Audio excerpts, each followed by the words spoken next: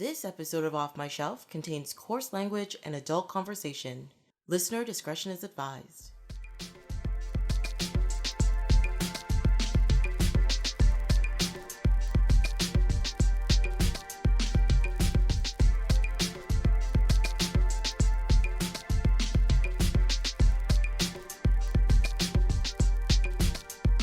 Hello, my name is Tracy James, and welcome to Off My Shelf, a podcast about movies that are well off my shelf, where we go through my DVDs and talk about the movies in my collection. In this episode, Sean Archer and Adam Hortigani join me in talking about two seminal films that end and start the new century with Snatch and South Park. Welcome! Hello, Gunda. Thanks for having us.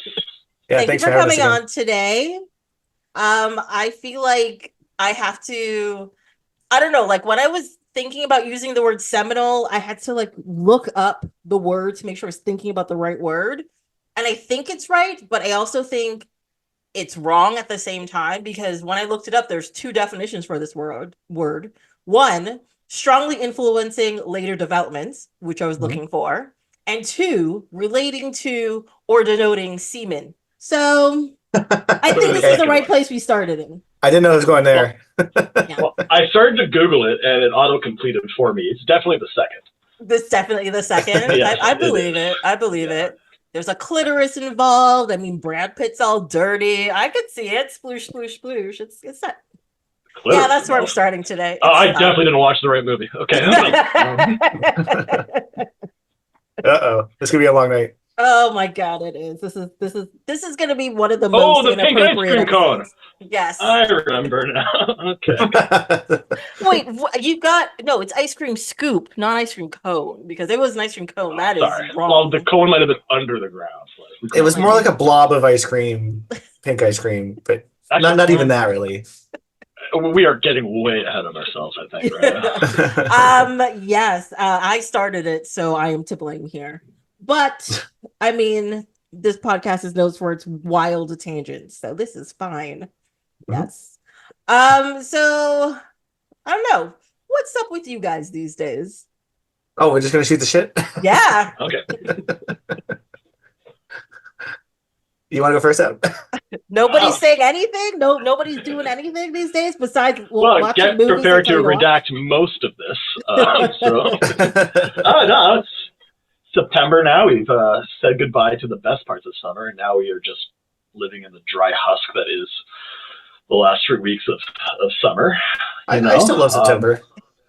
September is great because the children also are fun to back have in the behind. government-run prisons Yeah. that don't have air conditioning, which is fantastic. Malls are cool to go at. Go to. Like you would go to a mall. Yeah. Come on. The TTC is only insufferable for 9 out of 12 hours a day, as opposed to the usual 12. Mm-hmm. This is But very that being Toronto-centric. Living, yes, very Toronto-centric, but living beside 2 schools, like that fucking bell. All right, so I know when recess is. that was really depressing. So that's the last time I'm going to ask how people are doing on this podcast. So yay. Love it. Yeah. I hope you're doing well, Sean, because you ain't getting to answer that question anymore. Ow. I'm great because I got to watch 2 amazing movies last night. There you go. That's good. I like where this is going. So these 2 movies, alphabetical, Snatch and South Park, but chronologically, South Park and Snatch. Which order do you want to talk about these movies in? Oh, I don't care. All right, we're going to go You're the alphabetical. podcaster. Okay. There you go. I'm trying to be, welcoming and a Democratic. democratic, get it out there. And y'all are just like, Oh, because it's people- recording. Okay. yes, people can't see you shrugging at me. They're just hearing silence. Okay. Tracy's so mean to us when the recording's off. It's true. Wait, we're not being filmed? Why did I comb my hair? Well, we have. Wow, to you did see a your terrible job. face. Oh my god. Ouch. So the first movie we're going to talk about is Snatch. Then, Okay. This is Guy Ritchie's second mainstream film. Yeah. Sean, Yes. what was your? Is this the first time you watched this movie? I doubt it, but if it is, No, of course not. So I remember when my dad took me to the video store and we got Lock, Stock, and Two Smoking Barrels, and I fell in love with Guy Ritchie. Well, I guess the early Guy Ritchie movies. Anyway, so sorry, I fell in love with that movie. And then when this came out, I could then drive and go to the theater myself. Wait, what year was this? 2000. Oh, okay. So I was 18. Yeah. So me and my friends went to the theater and just died laughing, especially at Brad Pitt. Or sorry, Brad Pitt's character, Yeah. because you can't understand what he's saying I love Mickey. 90% of the time. Yeah. Yeah, he's really good in it. So I haven't watched this movie in a couple of years, but like when I was watching it last night, I couldn't believe how much I'm like, okay, this scene's gonna come, and now this. I've seen this movie 100 times. I must have. So I really love Snatch, the movie. Sorry, Oh, I didn't mean both. it to sound that way. It's both, Sean. Don't lie. Yeah. Can we add No, a no, no. bell sound effect every time someone makes that joke? Because it's going to happen. It is Right. so many times. All right, ding. There you go. Adam, what's your experience? Maybe we should with Snatch? drink. Limited. Very limited. The movie. Yes. So actually, this was the first or second DVD I ever purchased, because I bought them both at the same time. So if we're going alphabetical, technically it's the second. And I remember watching it in the basement with the DVD player that was supposed to like completely different than VHS. And I guess it was. But I remember watching it, not understanding a lot of what was being said because of accents, and enjoying it. And then I got into it, and I checked out Lock, Stock, and Two Smoking Barrels. And now I cannot tell them apart until I recently rewatched Snatch, because all the things that I thought happened in Snatch were in fact in Lock, Stock, and so many of the things that I thought were in Lock, Stock were in fact in Snatch. And I just confused between Sting and Brad Pitt because how similar they look. And yeah, but Sting plays like a dad. the dad. And Yeah, He plays the main character's dad in Lock, Stock. yeah. It isn't like Brad Pitt. Someone's And bar owner. I watched it on mute, so it's gonna be I mean, I haven't watched Lock, Stock in a while, but like it's way Snatch is much bigger budget. It looks nicer. yeah. Lock, Stock is definitely an indie movie. Well, I think he like when he made Lock, Stock, that was like his indie hard work, make this happen. This is going to be a passion project thing. And then You got that Madonna money. Mm. No, this is before Madonna. What's wrong Actually, with it was you? not. Was this? No? No, it was not. Oh. But she still made him pay to license the song Lucky Star, because Oh, that's They should right. get Lucky Star was in paid. there. Well, yeah, you got to She's a- get paid no matter what. Wait, sorry, which scene was Lucky Star? I'm terrible with music. Vinnie Jones, Bulletproof Tony's like favorite song. That's what's playing. Oh, okay. Yeah. Yeah, I think I know now. Yeah. But yeah, no, he got proper money for this after the praise of Lock, Stock. So like that's why he has like a bigger cast, like more people are recognizable in the movie and stuff like that. And like the story and the production quality is a little bit higher. The story's a little bit, it's in the same space, but it's a little bit bigger as well. It's more polished too, I think. Yes, yeah, Sorry, definitely. I should have watched Lock, Stock as well, because I should have known when we talk about it. But yeah, it's kind of been a while. I'm assuming months ago when we were on the L's, Lock, Stock did come up. Yes, it did. Or you just like only wanted the one? I've seen Lock, Stock. Or I don't need to see Lock, Stock. I get to follow Snatch.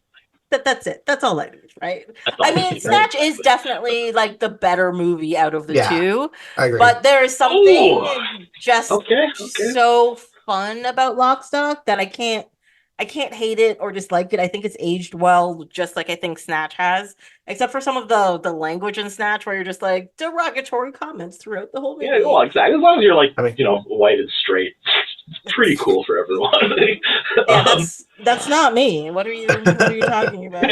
There's almost no women in the movie. There's the twins and there's oh yeah, the, I think they were producers, and that's why they were in it. the woman at the bookies. All bets are off. Yes. Oh, sorry, and the mom. That's it. And- And the star of the movie, Mickey's fucking mom. Oh, yeah. Like, that's called photo acting, where they hold up a photo of you and you're the best thing in the scene. Way to go, Mickey Mouse. Way to It was go. really such like a Back mom up! picture too. It was amazing. Yeah. I loved it. I loved it. Oh yeah, it's recording. It's not a video. You can't see the face. You can't. Oh, You yeah. can't see the face. No. Yeah. I actually had a similar experience as Sean with this movie, where I was in a video store, got lock, stock, and was like, "This is really awesome." Snatch came out, saw it in the theater, was like, "This is also very awesome," and then went on to like watch Rock and Rolla, and then there was that movie he made with Madonna, which was garbage. It's awful. How dare you? No, it's awful. It's unwatchable. Awful. Aren't they stuck on an island or something? Yeah, it's actually a remake of an older film. I forget what it was called. I think I saw it because it was The a Guy Ritchie Godfather. movie, and just like, what is this? I assume he only makes gangster movies, so I assume. I've been tricked. Yeah. It's kind of how I felt. But I think it was more, you're like, it's Guy Ritchie and, Madonna's in it. So we'll give them money and they can just do whatever they want. Blah, Or blah. Madonna wants to be in a movie and she'll produce it herself. I know a cheap director. I'm going to divorce him soon, but hey, he's available. But hey, I'm going to get out of Movie. this. It'll be fine. Exactly. Swept away. Swept away. Yeah, that's right. Slept away. Yeah. Oh, he Ooh. actually directed the video What It Feels Like for a Girl. Oh, I didn't know that. Like the music video? And The music video, the Madonna music video, yeah. Okay, not surprised. Yeah, not surprised. I thought that was like from the 80s. No? No. No, apparently not. I wasn't born yet, so I don't know the years of things before 2002. Oh, you're so young. Exactly, yeah. That young. He's lying, Almost rent a people. car. He's not that young. It's fine. No. He also did the man. movie Revolver, which was horrendous. Well, because it was a third movie that was a gangster British underground London shit, man. Like, you can't do that thrice. I don't Yeah, no. remember Revolver. But it still starred Jason Statham. I don't even think he played the same character again or anything. I don't Oh, think he played the same character in Lock, Stock, or Snatch either, did he? I thought it's just like, hey, is Jason Statham busy? No, because he wasn't. oh yeah, no, he's different characters. Yeah.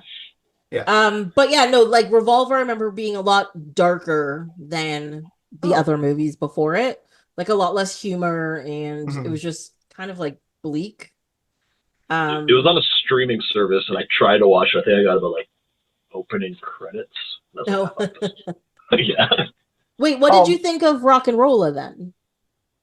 I never even heard of Rock. I actually liked it. Yeah. I didn't love it. Like the last new Guy Ritchie movie that I really liked was the one with Hugh Grant and the guy from Sons of Anarchy.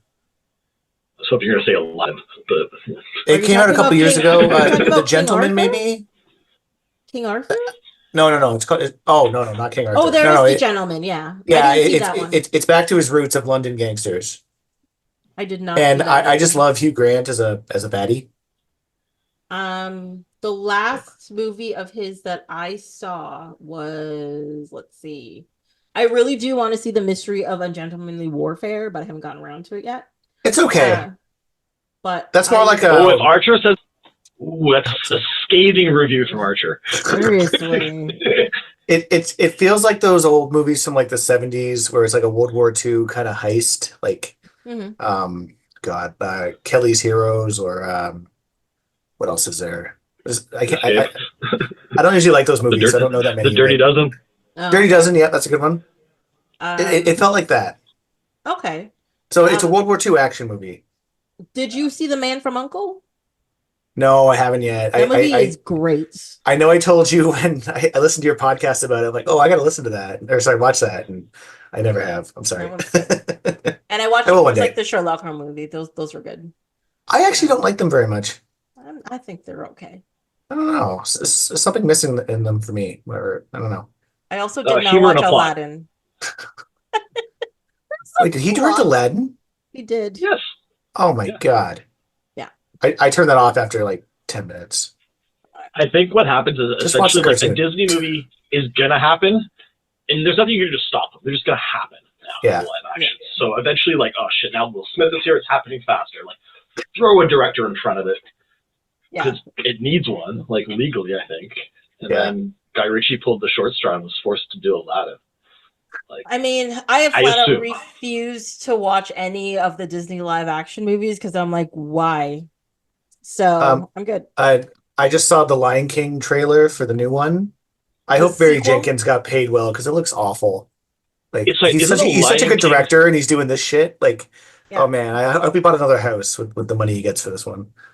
when we were in the theater for Romulus, they had the preview, but it was like Yeah. so the live action of the direct to video sequel of the Lion King, if I understand, or is this like a What? whole new plot? Not to bore from Aladdin.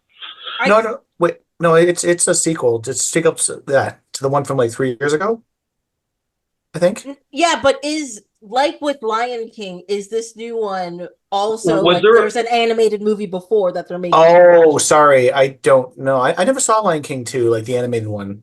Yeah, I never If you watched go to them your either. nearest gas station, you could find a DVD of it for like $3. I guarantee you. That's what Tracy Even gets most of Disney her Plus doesn't DVDs. have those on us. Yeah. Also, last tangent, is James Earl Jones still alive? I cannot remember. Yes, he is. I don't know if he's still he's acting getting in it. cast for this. No, he's not acting anymore. He retired a few years ago. Yeah, that's And right. he'd only been doing voice work for like Yeah. 5 or 6 years before that. So But this new movie will totally go to the Disney archives and grab the 8-track or whatever his voice is on, plug it in for 4 seconds of this movie, and Earl's going to get paid. So good for him. yes, they better and his pay him. They better pay Eventual him. estate. Yeah. We will riot if he doesn't get paid. Is what the He's like 100, so let's be honest, he was getting paid here. But yeah, Well, yeah, his grandkids are getting great. His great or even mediocre kids will get them. it. I mean, compared to him, they're all mediocre. They are. Oh, that's mean to them. James Earl Jones is 93 years old. Damn. Yeah, good for him. His birthday is in January 17th. Well, we all knew that. Good for him. Oh, let's not do the Reddit curse, though. We shouldn't mention this too much because it might kill him. Oh, plug. Why would you say that? Why would you Because say by that? acknowledging it, it rejects it, maybe. Yeah. Oh my God. That's how it works in sports. Whenever I jinx a game, according to my sports friends. Anything causes everything. We've learned with talking to our friend group. If you say it, you fucked up. Yeah. If you don't say it, you double fucked up. If you acknowledge that you fucked up, you triple fucked up. Yeah. But back to Snatch.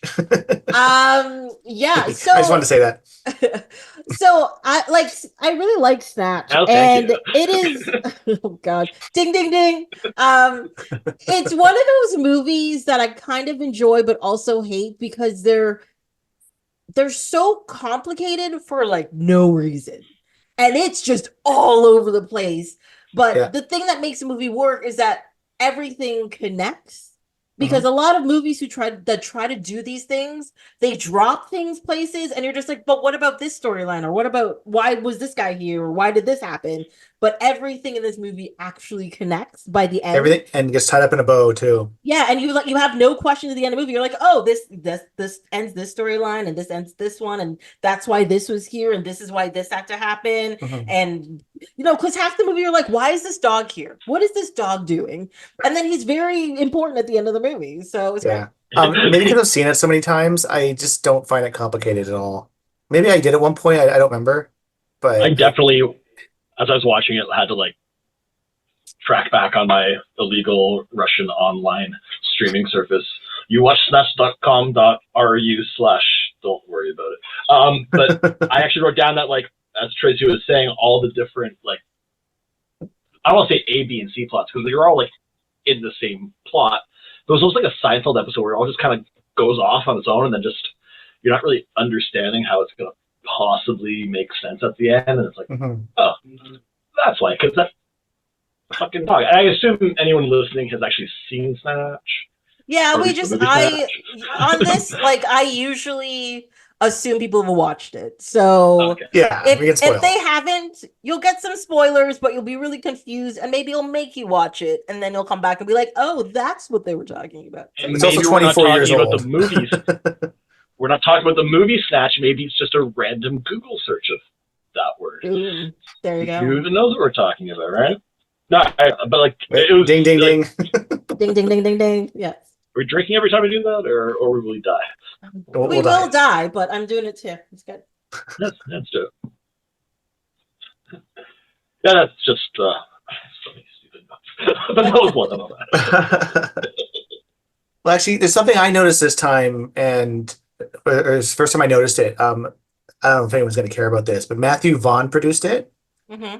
and he's now a director, right? Unless I'm mixing up my Matthew Vaughn's. Yeah, he directed the Kingsman, the Secret Service. Yes, and he just had a movie out last year or this year that didn't do well.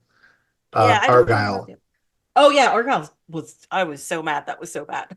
Yeah, I didn't hear anyone like it, so I haven't watched it. Wasn't that just? But I had no idea he had anything to do with Guy Ritchie. No, it was not Man from Uncle 2. It was Okay.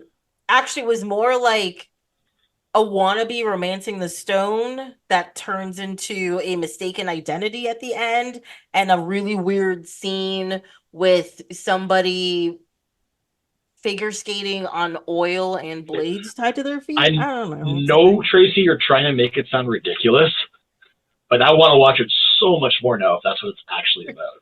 But like, this going off the trailer, but the CGI cat looks so bad. Oh, trust me. I'm downloading it right now. The CGI cat is definitely not the worst thing about this movie. It was like Garfield bad. Look like sorry, the current Garfield movies. Like it was that kind of bad CGI. Mm-hmm. Awful. Trust me, with how bad everything else is in that movie, you forget about the CGI cat real quick. Okay. You're like, whatever, I don't even care. Sure. But like what is going on in the scene even? Like it's just many people are in it's this a stacked movie. cast, but yeah. Oh well. Yeah, like Catherine like the O'Hara. movie Cats. That is true. We don't get any buttholes in this one, I don't think, so we're fine. Gotta ask a question. Why are we talking about cats when we should talk about Snatch? Oh, that was my joke. Ding ding ding. Yeah. I'll get my drink. I will say one thing about this movie in this watching. With Lock, Stock, and Two Smoking Barrels, it doesn't matter how many times I watch that movie. The first 5 minutes, I have no idea what anybody's saying. I can't put it together, and then all of a sudden my brain clicks in at some point, and I'm like, "Oh, I understand you now." This movie, from opening scene on, I understood everybody, and it was fine. Yeah. Even the gypsies this time. Oh, I shouldn't say that word. No, that's a bad word. It's called Travelers. The Roma is. I'm guessing Pikey's a slur. No, it sounds like a British Travelers is the name in the British Isles and Ireland. Roma is an actual ethnicity, I believe. For anyone listening, if I'm wrong, no, I'm not. Fuck off. Send your emails to ohmyshelf@gmail.com. I will forward them on. Thank you. All the angry traveler emails. I've already shut down this email. You know it. Why would I continue using it? So yeah, no, even the travelers, like I understood what they were saying. Yeah. And so I felt. Oh, really? I'm like, am I getting used to this now? That means I've seen this movie too many times. So two comments there. First of all, when you watch Lock, Stock, and Two Smoking Barrels on DVD, it comes with a handy feature on the bonus DVD section about the Cockney Rhyming Dictionary that I am absolutely appalled that you never actually listened to and learned from, Tracy. How dare you? But also, like, you call yourself a cinephile. Exactly. How dare you not know that? But also, like, I think having what an American distributor and like Brad Pitt and like a Bouget, as they say in England, they probably realize that we need to have American audience like know what the fuck's going on. Maybe. Yes, it is. It's very important. You would think. Yeah. You would think. Well, I didn't look this up. Like, are they reading off a script, or are they just saying words really fast to, you know?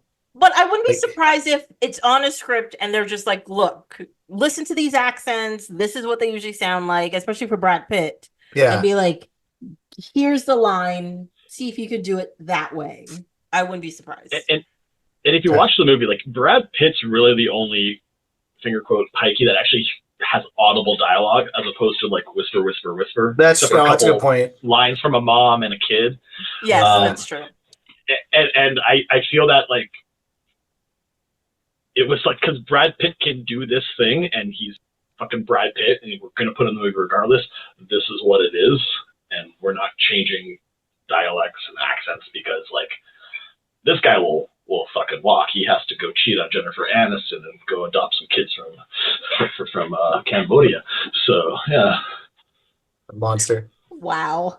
He is a monster now. He's fucker's canceled, isn't he? No, it's weird. It's not. I don't know. I've had this conversation with people who love him, and it's like, oh, I always hear, oh no, it's Angelina turning his kids against him. I'm like, really? She turned all his kids against him?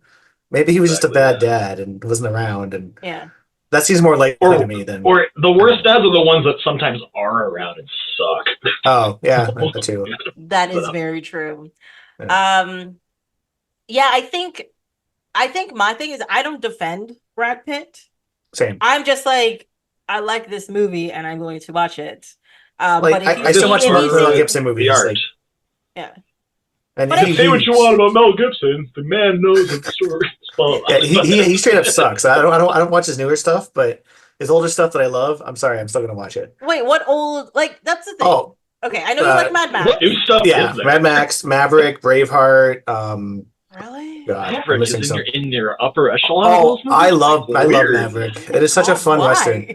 It's such a fun movie. You got to think for Jodie Foster, don't you? Yeah, she's a honey. Actually, she still looks great. Wrong tree, in wrong country. Yeah. Yeah, no, I can't, like, except for maybe the first Lethal Weapon. Oh yeah, those movies. I'm like okay with Mad Max, but I'm not like a huge fan of it. Well, let's not get into that, like, Tracy. Right? But that's about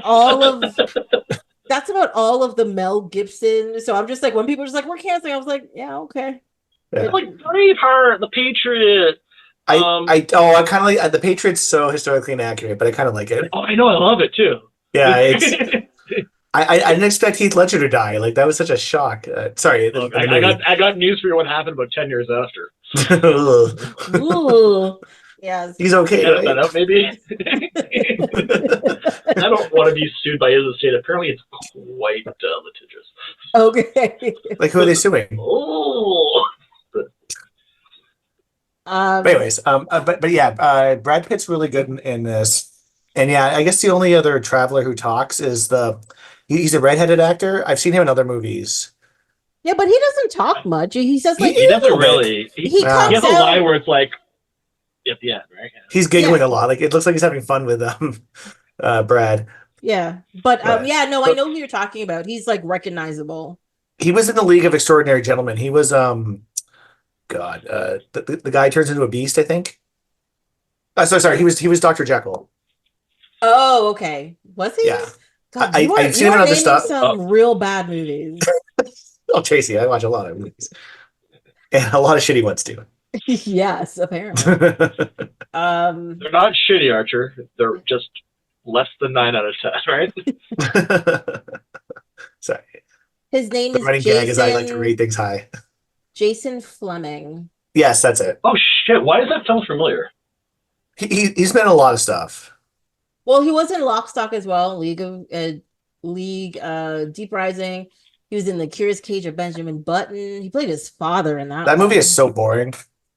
The weird thing is, when I first saw that movie, I actually kind of liked it, but then I have actually had no inkling to rewatch that movie in any way, shape, or form. So I'm like, did I actually like it, or was it just fine? I put it on a plane recently, and I turned it, like, I forgot how slow it is. Yeah, and it's David Fincher, and he's not usually like that. Really? Are you sure? Well, what other Fincher movie would you call slow? I don't know. I'm really bad with directors. Give me 1 second. Yeah, I was gonna say, like, if you said Spielberg and maybe Scorsese, I could probably differentiate. But like, yeah, I don't know. Like, I don't know. Seven. Let's see. 7, Gone Girl, Zodiac, and The Social Network are the first ones that come up. But maybe Social Network's a little slow, but yeah, but if you actually watch these movies, the pacing of them is very methodical on all of it. And maybe the way it's filmed makes it more interesting to you. But these are not like fast-paced or action-based movies in any way. I guess. Alien 3, that's fast paced. Oh God, Alien 3. Um, really? He did Alien 3? Yeah, Oh. one of his first big Hollywood studio movies, Yeah, that one did if not memory do serves. well. I'm not finding it on this list. There's a bunch of music videos listed, like tons of them. That's the second director now in a row we've looked up, and there's a lot of music videos. Yeah, Alien 3, 1992. Yes, Yeah. he did direct that one. But Oh man, I again, was only 10. Damn. well, until 4 came out, that was the worst Alien movie. So, Which is the one where Charlize Theron is too dumb to run sideways Prometheus. from the donut? Prometheus. Okay, thank you. Yeah. Okay.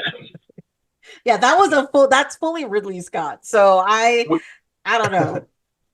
We were in a theater like I guess 10 years ago now, and like Yeah, probably. loudly people screaming like sideways, bitch! Like I don't know, I'd probably Uh, panic too and run straight ahead. It's true. Like that's the thing. Like when you're in the situation, you're like that. You're watching the situation. You're like, why don't you just do this? When you're in the Mhm. situation, very different. Very Yeah. different. that's a very good point. I don't have an exact comparison because I've never been on an extraterrestrial planet with a giant cylinder rolling at me as my One day, Adam. robotic dead parent thingy. Anyway, but once I was at Canada's Wonderland and the wave pool was windy and the tube rolled at me and I got pushed into a pool. So I guess we're the same. That You is poor exactly thing. the same situation. I'm sorry. It really is. Let's see. One thing I did note in this is that Mhm. there was a scene where a guy was looking at fake diamonds, like Yeah. he called them artificial diamonds, not fake diamonds, so not like Okay. big zirconia or something. Is But it when they bring it to the pawn shop? Like, yes, yeah, and but yeah. he's like, there's a guy It's in like front of it's him, and Mickey Mouse, man, or something. and he was just like, he's like, artificial diamonds aren't worth anything. But Mhm. that's the thing. People make artificial diamonds now, and they're actually worth quite a bit. Yes, not the Yeah. same as real diamonds, but they are worth money. Like they're worth money. So he Okay. really should have changed. Arguably, there unless you're like getting $1 billion diamond or like a super high quality one, they're better. Mhm. They are not as awful for the environment, and they also don't subjugate most impoverished people on the planet to mine them. So Yeah. Also, you can get team artificial diamond. yeah, you can actually get piece of yourself or someone's ashes or something pressed into a diamond, and then you can make Oh. jewelry out of it. Yes, I'm aware. Our dog. I'm not doing this, but our dog recently passed, and that was one of the options. So we were like, interesting. Really? Wow. Fuck off. Interesting. And it's gonna be like $4,000 or something insane, but like To do it? I don't know. Like, do they just like take like and it's like because it's carbon, right? Like a diamond is just it's a compressed. Essentially a highly interestingly compressed thing. Yeah. Yeah. Interestingly arranged molecules of, and then like, would you like a diamond dog? Like, no, unless it's like a hot dog served at Wrigley. Otherwise, no, I do not want a diamond dog. So give it the dust, man. Fuck. I know, but people are doing it, right? People are Oh, yeah. Well, it wouldn't cloning their exist. dogs for like $30,000 and stuff. So I'm like, I think That's why I don't like rich people. it's crazy. It's a waste What of a waste of money. Dogs. Yeah. And it's not the same dog. It looks the same. It's not necessarily going to act the same or behave the same. So Golly the sheep, fucking psychopath. they really The mutt are. was great. Yeah. But Also, a thing I had to bring up is like I love Benicio del Toro, but I Mhm. always forget how long he's actually been in movies and doing stuff. And I love seeing him when he's younger and doing this kind of like weird Oh kind of yeah. business. I love it. I love it. Well, But do you remember him as Fenster Fenster, Yeah. what is that? in Benicio del Toro, oh my early God, exit, man. Usual Suspect? Usual Suspects. Oh, that's right. He is. Yeah, he's so weird in Yes. that movie. Yeah. I love it. Well, yeah. I think that was like his first like mainstream-ish thing, right? Yeah, like, the first time I remember seeing him. Also, to the listeners, we're going to spoil a fourth movie for you now. It's called The Usual Suspects. Don't worry, we'll get back to spoiling Snatch at some point. Yeah. With like when they bury him in sand, and it's like, you can't bury him in sand because it's gonna fucking rot, and the seagulls will be here. And then 20 years later, in Harry Potter, when Dobby dies, they bury him in fucking sand, and Sean and I in the theater just quoting that. Yeah, scene from don't like, bury him under the you beach. can't bury Dobby in sand. It's gonna fucking rot, and the seagulls are gonna come. It's different for house elves. That's what they want. Well, yeah, because he was wearing a sock apparently. First of all, that's the 5th movie you've ruined now. Now we're at Harry Potter somehow. In all fairness, like, Guy Ritchie ruined a couple of his movies himself, so we're not going to get the blame on that. Yes. Nobody's going to disagree with you over there. It's fine. Yeah. But my question is, what accent was Del Toro doing? What was he doing? No I was idea. so Fencer. confused. Fencer, man. Yeah, no, I have no idea what he's doing there. Like, Well, he was supposed to be like, I think he was doing a Hasidic Jew, but like, who might have been from like South Central. Like, it was, yeah, maybe. It was a weird accent. Like, Yeah, he was definitely very clearly like a Jewish character at the beginning of the whole Yeah. thing, and yeah. So that part I I think. understood.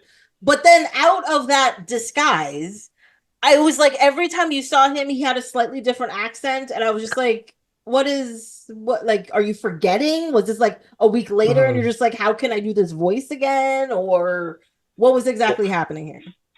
My current theory is that Benicio del Toro and Guy Ritchie were friends before the movie started. And as a favor to one of each other, not sure who the favor was to who, Benicio del Toro is cast as a relatively minor figure, but central to the plot. And then the deal was, if you're in this movie for less than your normal rate, you can just workshop accents for your reel. And he was later cast in other movies, as I recall. So it worked. He did something right. Exactly. Yeah. It was probably a screen test for Fear and Loathing. It was different hats. I did like the scene where he was like on the phone with his boss and he was in the tailor shop and they'd go to the boss and they'd come back to him and he'd be in one outfit. They'd go back to the boss. They'd come back to him. He's in a different outfit. And they did like 5 times. I was like, what is even happening? And then what was funny, he just wanted to go shopping. But then later on in the movie, when he gets into the back of the van, you realize he bought all those outfits, back there. And I was like, that's right. Yeah, they're all hung up. Couldn't afford a closet. Well, he was That's only what happens, there. man. That's why you budget. He was only there visiting. He was just like, this was just a quick stopover before he left to go to New York. He had to kill a couple days, right? He had 3 days in London, I think. Hotel rooms. They exist. Why? People famously like sleep, change, sometimes poop and shit in hotel rooms, not in the back of Econoline vans. Why not? Poorly parked, by the way. What are you talking about? Well, not for him, it wasn't. Well, sorry, yes. Spoiler again. It doesn't go great for him. Sorry, it does not go great for him. I always forget how little he's in the movie.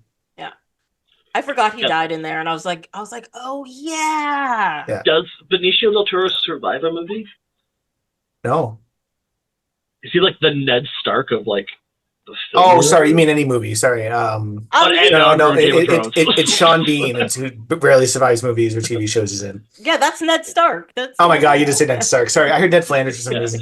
So I'm trying to ruin every show or movie for audience because then they don't have to watch them. They have so much more time. Just where somebody dies. Just exactly. It's just Tracy's spoiler movie podcast. I know. I think in the Star Wars second movie that he was in. Yeah, he survives. I think he survives. Wait, that's Guardians of the Galaxy. That's good. Same fucking role in both. He's a weird guy that collects stuff and is maybe on your side, but probably isn't, but maybe is. But the important thing is he survives. No, doesn't he die?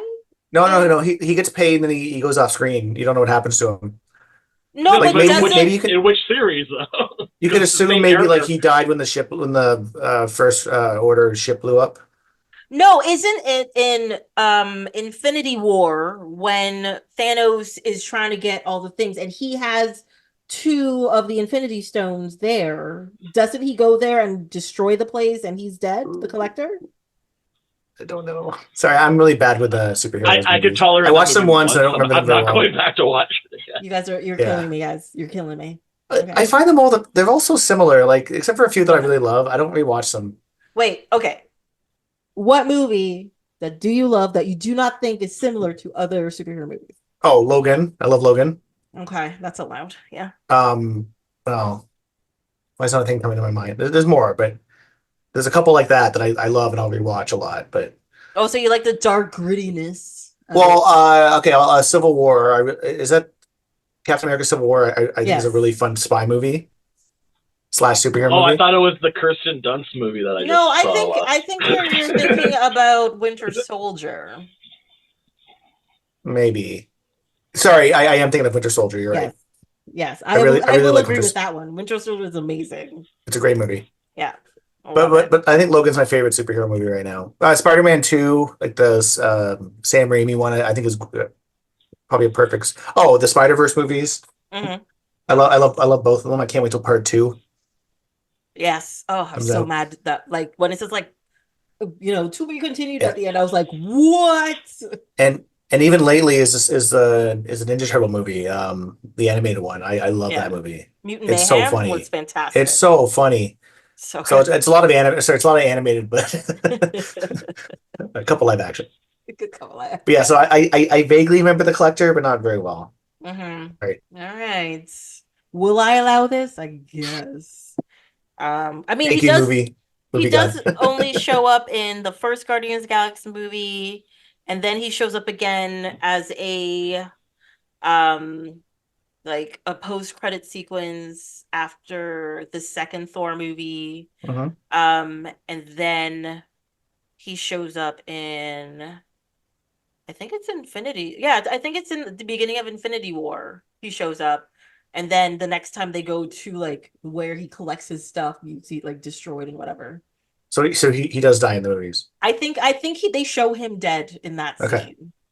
Yeah. That is the seventh movie we've now ruined for the audience.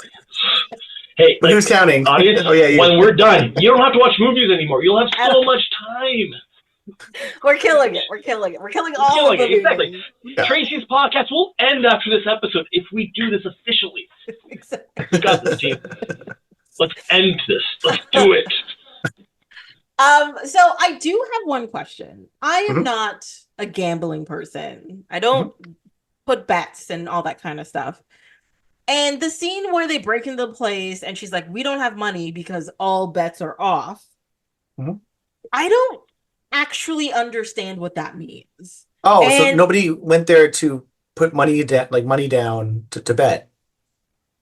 Because they said earlier in the movie that because they changed the boxer, um, they have to give everyone their money back, right? Because they would have bet on was it Gorgeous George versus I don't know who, I don't remember what the guy's name is, but Can because they we had to pull the unpack that fighter. scene though?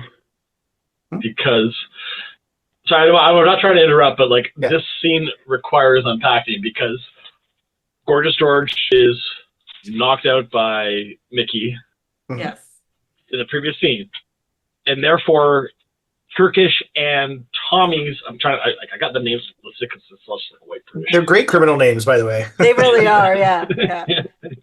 One was named after a candy covered in sugar dust, and the other one is after a Who song or something. Yeah. I can't remember. But So but Turkish he and tells Tommy. people Tommy tells people he's named after the gun. Yes. Got it. That's right. Oh, Tommy.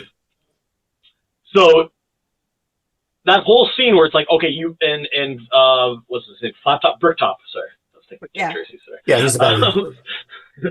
Bricktop saying like, you can't change the fighters. I'm not gonna do an accent because I really can't. But and that's like because they got to basically take all bets out, and then like a second later, it's like, okay. Like in the same sentence, like not even another character talking to him to convince it. He just like changes his mind, like in the same stream of consciousness. I was like, Well, what he tells him is like, he can make bets at the actual ring, like outside the ring, instead of at the bookie. So that's but why he no one agrees tells to him it. to do that. He just decides mid-sentence to do that. This guy was trying to intimidate Jason Statham and dude that plays Tommy, who's also in Boardwalk Empire. Oh, that's right. He's Al Capone. I forgot about that. Yes, exactly. And then he just stops intimidating his underlings and Yeah, then just I like hear you saying. convinces himself, and now he's supposed to be the scary boss. Well, first of all, I actually Okay. think Bricktop is a proper scary boss. Oh Like yeah, he's a great villain. he's a really good villain in this movie. Yeah, well, Like his teeth are fucked, so yeah. yeah, and he's unlikable, he's cruel, he wants to intimidate people. He doesn't work to intimidate people, but he intimidates people. And even Yeah. in that scene, it's all about money to him, right? So when he's talking, he's thinking about, you can see he's thinking about the whole Okay. situation. And yeah, he does talk himself into changing his mind because he's like, no, I can make more money this other way. Right? Mhm. And it'll be money in hand because if you're placing bets on site, they're giving you money in hand. It's your money, right? But okay, So that's what in he's these going scenes, for. and this is a trope that frustrates me. Like when there's like a movie bet where it's like the deer hunter, for example, and people are screaming at the Russian roulette thing, or like in this, like Mhm. everyone's like holding up cash and screaming, like who's keeping track of this shit? Yeah, it doesn't make any sense. Like, Yeah, like you hand your money over and you get a betting slip, and then you would you don't want like to fuck yeah with you wouldn't that, wave their right? money, you wouldn't wave money outside the ring. Mm. Yeah, You're right. That's such a like, movie trope. everyone's just like, oh, my shorthand is too slow. Fuck! Oh, shit! Blow his brains out on the fourth billet. Shit! Yeah. Yeah. Yeah, I don't like I said, I'm not a betting person, so I don't know how any of these procedures work. Well, Um, I like to But bet sometimes, but I don't go to underground boxing. yes, he goes to underground online casinos in the South Pacific. So, I don't have that kind of money. no, like online. That's where their servers Oh yeah, no. Now they're all Canadian and Yeah. Ontario based. yeah, they have because to be Equatorial They have allowed to Guinea be, has yeah. a lovely. So, Those are- but back to the bookies. I have a question. Even in what 1999 when this was filmed, 98, this is Mhm. did bookies have storefronts that were robbable? Like I feel like telephones, which were invented famously 100 years prior, could probably done most of that. yeah, but I actually do think bookies had like spaces you could walk into and be like, But like, not the side, like why? I find like the way they film it in this one, it seems like a convenience store they're walking into, which I think is wrong. But I literally think it was like a door and like a tiny square space, and you're just like, I would like to bet on this thing, and you put your hand in a hole and give the money, and you walk away. Like I don't think it was like as big as this show sort of made it look. I'm guessing also it's sometimes a legit bookie, or I mean I don't know Yeah. how legit it can be, but then Those famous legitimate bookies. Yeah. but like is it the same building where the fight is happening? I have no idea. No, it was I like think a shop front in South London, I think. yeah. So I don't know. Like I'm guessing that they like I don't understand London crime, but like I'm guessing they take Well, legit you bets never like on played the horse getaway. races, and they do the other stuff. Actually that doesn't make sense then because they'd have money for other bets. Yeah, but I think this is just an illegal bookie that just works for Bricktop. Like this is Yeah. not like That was affiliated with the government or something, and they don't pay taxes. Like it's it's a that was they probably only like doing move this every other one week. fight. Yeah. This one fight though, because when this one fight gets fucked because of things, Yeah. and there was OT, all bets are off. Like, you have anything else? Like, wasn't there like a What I don't what get did they do in England? why did Cricket? the bookie Like have soccer? lead Like, wasn't there coins? something else? Lead Or whatever that bag of coins was. Yeah. Well, I I thought that was a reference to that Turkish had the slot machine business, and there was just coins from that. So they were all laundering it through shit. Oh, maybe okay. Oh, Oh, okay. that would make I don't know. sense. Also, guys, don't forget, I am one of the 5 stupidest people in this province. No, but what you're saying actually does make sense if he's laundering the money through them. But like, Yeah. how do you launder money through something that's also dirty? It's like, Yeah, like, it's- I'm gonna wash my clothes and shit. No, it's That'll probably make it cleaner. it's probably one of those things where like they get the coins from the arcade or whatever, the slot machine place or whatever it is. Then they take it over there, and then they take it, and then they launder it in like a legit business somewhere else. Okay. I read a super random article. It was like off Reddit, so it's totally legit, and it's beyond. It's well researched. It's well researched. It's official. I think the New England Medical Association signed off on this. But the like reason why a lot of like quote unquote like European liberal democracies, like, don't use bills unless for higher denominations, just because it's so fucking heavy to carry the coins. Yeah, that makes sense. And that's why it's like it's not worth it for them to like Archer. Would you lug 75 pounds of loonies Yes, I'm broke. from your place to Blur Station on foot? Like, no, you would. Like, well, if you keep it at the end of it, sure. Yeah. But you still have to pay to get it there, right? Can I not use an Uber? Well, you can, but like that $75, that's now like $50. Yeah, but I don't think 75 pounds of loonies is $75. Let me It's probably hundreds of take my dollars. drugs off my scale and figure out Maybe what coins thousands. weigh.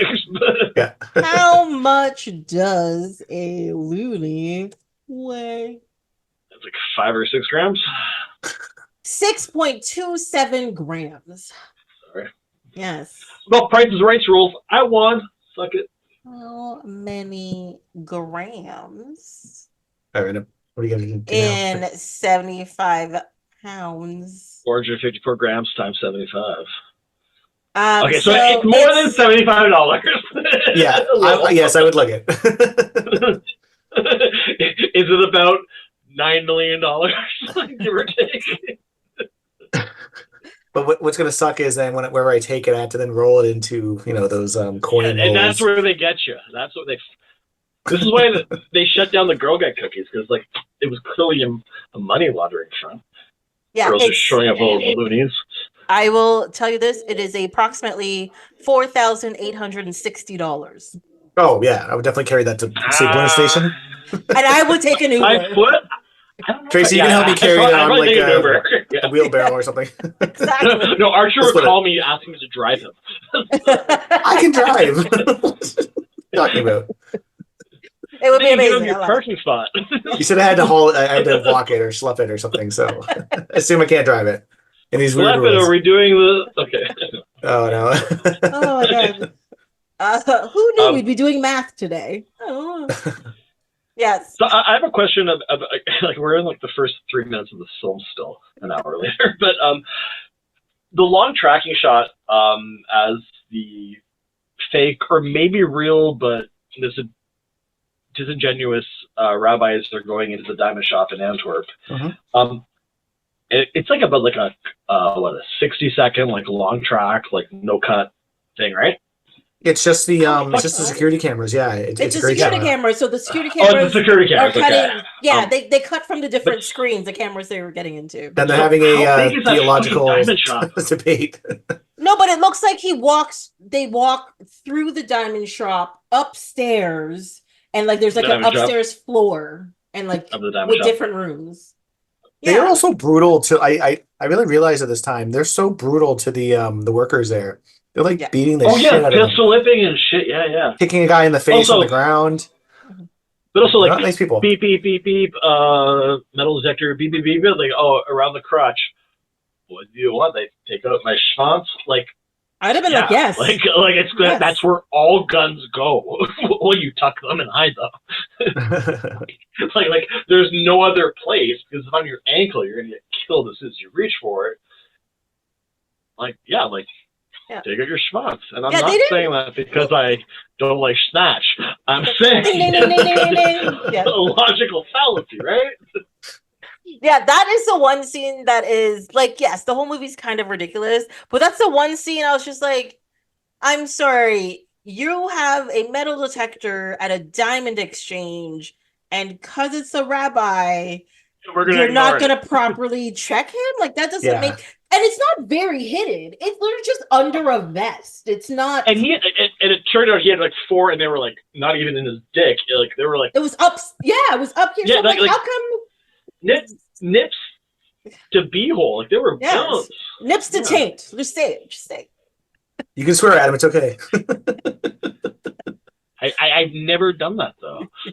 Yeah. No, Adam's a very good boy. Yes. Yeah, I am a good Christian boy. Yeah. Yeah. Oh. Okay. So I remember Mickey's mom dying in this movie. And I knew it was gonna happen. But it was like I hadn't watched the movie in a little while, and I forgot how sad that whole storyline is. And I was just like, oh shit. That's not good. It's horrible. It was horrible. In terms of mothers being murdered, it was not a great one. I'm yet to find a good one. No, but like it was interesting about how like a character that really had like no speaking lines showed up as a photo and then had like two or three, and I was like, fuck, like because like that was just like an old weird ass mom, you know, and we all had those. Yeah. Yeah. I find she came across as like a real mom. So when it happened, Yeah. you're just like, oh no, Yeah. that's Don't make my boy fight. You know what happens when he fights? Like I yeah, can't do the accent, but yeah, because pretty- she's super I thought that was protective. spot on. Yeah, it was perfect. It was absolutely perfect. yeah. Like I literally have a note that says photo of Mickey's mom. Like It was a great photo. that was great. And I wonder, like, I know she's probably like very famous over in the BAFTA world and the Ireland BAFTA world. Okay. Edit that to make me sound smarter, please. That's impossible. You didn't even finish. You didn't even finish a whole word in that sentence. I cannot make that sound No, smart. I heard I BAFTA. Iraq. I was in Iraq instead of Ireland. That was the problem. Yeah, she's big in the Iraqi movie scene. But like, I googled her. Like, she has like a Wikipedia page. Like, she is an actor. Oh, okay. That, like, Thought you were has been kidding. in things and has done things, and it's like she was a photo of a bird woman, and then had like a couple lines. So it's like, okay, like I mean, like not okay, like it's like cool, but it's like people took this seriously. Everybody has to start somewhere, okay? But like that's the point. Like she started like 40 years prior, and then did this. Like that's why I thought it was like so kind of cool, you know. Yeah, I'm looking up her filmography right now, and I'm like trying to figure out, have I seen anything else she's been in? EastEnders. It's always She's been in EastEnders. she's been in Coronation never watched Street, but EastEnders. I've also never watched EastEnders or Coronation Street, but these are the names Same, like yeah. I recognize. Yeah, well, that's where British actors collect, and then you eventually Yeah, cast them. it's the UK's General Hospital or what's the other big one? I mean, I know the Craigslist. concept Thanks of so it. much. I've just never watched it. She was in the TV series Merlin as well. Ah. She was in two episodes of Doctor Who. Also, I feel that like it's like Oh, I Harry probably- Potter for I've seen film that actor. then. Everyone's been in Doctor Who. Like I've Oh yeah, like never been I'm in London rewatching. and I have a credit, so you know. I'm rewatching older seasons of Doctor Who, and I'm always shocked who pops up. Like oh my god, his last name's Garfield. Andrew Garfield? Andrew Garfield showed up in Cody. an episode recently. Really? Oh, I Yeah, thought we he was playing- he was playing like and a the knee- cat again. Shit. He was playing like a New York kid from like the 1920s, and his accent's atrocious. Okay, so these are the two episodes she was in. It says season 4, but I feel like it's season 4 of like the new Doctors. Okay, So she maybe. was in Masters of the Daleks and Eye of Darkness. Yeah. Did anybody recognize the guy that Bullet 2 Tony like drags with his car? That was from Yes. Trainspotting. Yeah, I don't know his name, but yeah, he's in Trainspotting. He's in like I have a note on this. He was also in The Rundown, which I talked about recently. Oh, okay. He was also in He's Alien every- versus Predator. He's also in in Black Wonder Hawk Woman. Down. No. The character's He's in a name lot of is stuff. Mullet. Is that his name? Also, his name in the movie was Mullet. But also, how did Mullet know anything? Like, how was he a useful person to do that to? Or was it just like, hey, let's get you and Brennan to, like... Well, I think Brennan or Brennan? Bullet Tooth just knows who knows what, so he went to the person he knew who might know information. Yeah, and tortured him. Yes, to get So, said information. Tracy, would you say he wished upon a lucky star? Would I say it? No. Would I you agree? Would I agree with the statement? Yes. You left me hanging there for a bit, but then you came in. Okay. I did. I did. That was on purpose, just an FYI. Good. I want to hurt you. Well, thank you. He was also in Judge Dredd. Like the original My one? favorite Roy Schneider. Sorry, Rob Schneider. No, Roy Schneider's shark. That's a lie. You know your favorite Roy Schneider movie. Is that just It's Demolition Man. You quote it all the time. That's more of a. I never hear you quote Judge Dredd. Bitch. For the listeners, Adam wants to talk about the three seashells. Oh my god! I used to have a bidet. I got rid of it. Audience. I used to have a toilet. I got rid of that too. Now I shit into seashells. And am I cleaner? No. Are you Do I happier? have staph infections No. a lot? Yes. This has got to stay. But am I Jason. in the future? Fucking right. We are. Does he eat Taco Bell every day? Yes. The Taco Bell ads in that movie. Jeez. Yeah. It survived the franchise wars. Oh my god. Tracy, can you edit up the last 2 hours, please? So we want to start again? I really like Snatch, the movie. I do enjoy it. I thoroughly enjoyed watching this movie. I also love it's not like try 2.5 hours. Uh, Like I'll say that about South Park too. It was only an hour and 15 minutes, which was like An so hour and refreshing. 45 minutes. No filler, just like No, yeah. Tracy, it was like an hour and 15. No, it says right here on Oh, the yeah, DVD. but that's like Yeah, I know. An But hour Yeah, that's 43 all the minutes. features do. Like I always it- hover it- over to when the it's credits 80 start. minutes. That's when It's the like movie ends. 83 minutes. Yeah, it's nothing. And that's like with the credits. I think Snatch is like an hour and 35, or like it's breezy. It's a fun watch. It's lovely. Yeah, because they don't waste any screen time. Like there's no No. like, oh, we have to take in the vista. They're like, no, we're moving places. We're doing stuff. Every scene is necessary to tell this story. And maybe we're not showing the vista, but you get the atmosphere. You understand what's going on. Here is the thing. Mhm. You know? Well, like a good example is the guy from Trainspotting, right? Like we don't know why he knows things. We just know that Bullet to Tony knows that he knows things, and Yeah. you know, And Or there's- Guy Ritchie has a buddy that needs a credit. yeah. Yeah. I didn't know Dennis Oh. Dennis Farina died. Oh That yeah, was yeah. 10 That was plus years sad. ago. 5 years ago, maybe. 2013. No, I think so. I also really love him in the movie Get Out with J-Lo and George Clooney. He plays J-Lo's dad, and he's so good. in it. No, I don't that's not. I think you're confusing Get Out. No, Wait, that's sorry, that's not Get Out, that's Out of Sight. Out of Sight. Sorry, you're right. Yes, Sorry. Get Out was Get Out's a Jordan Peele different movie. movie. it is. Yeah. J-Lo is so good in Get Out.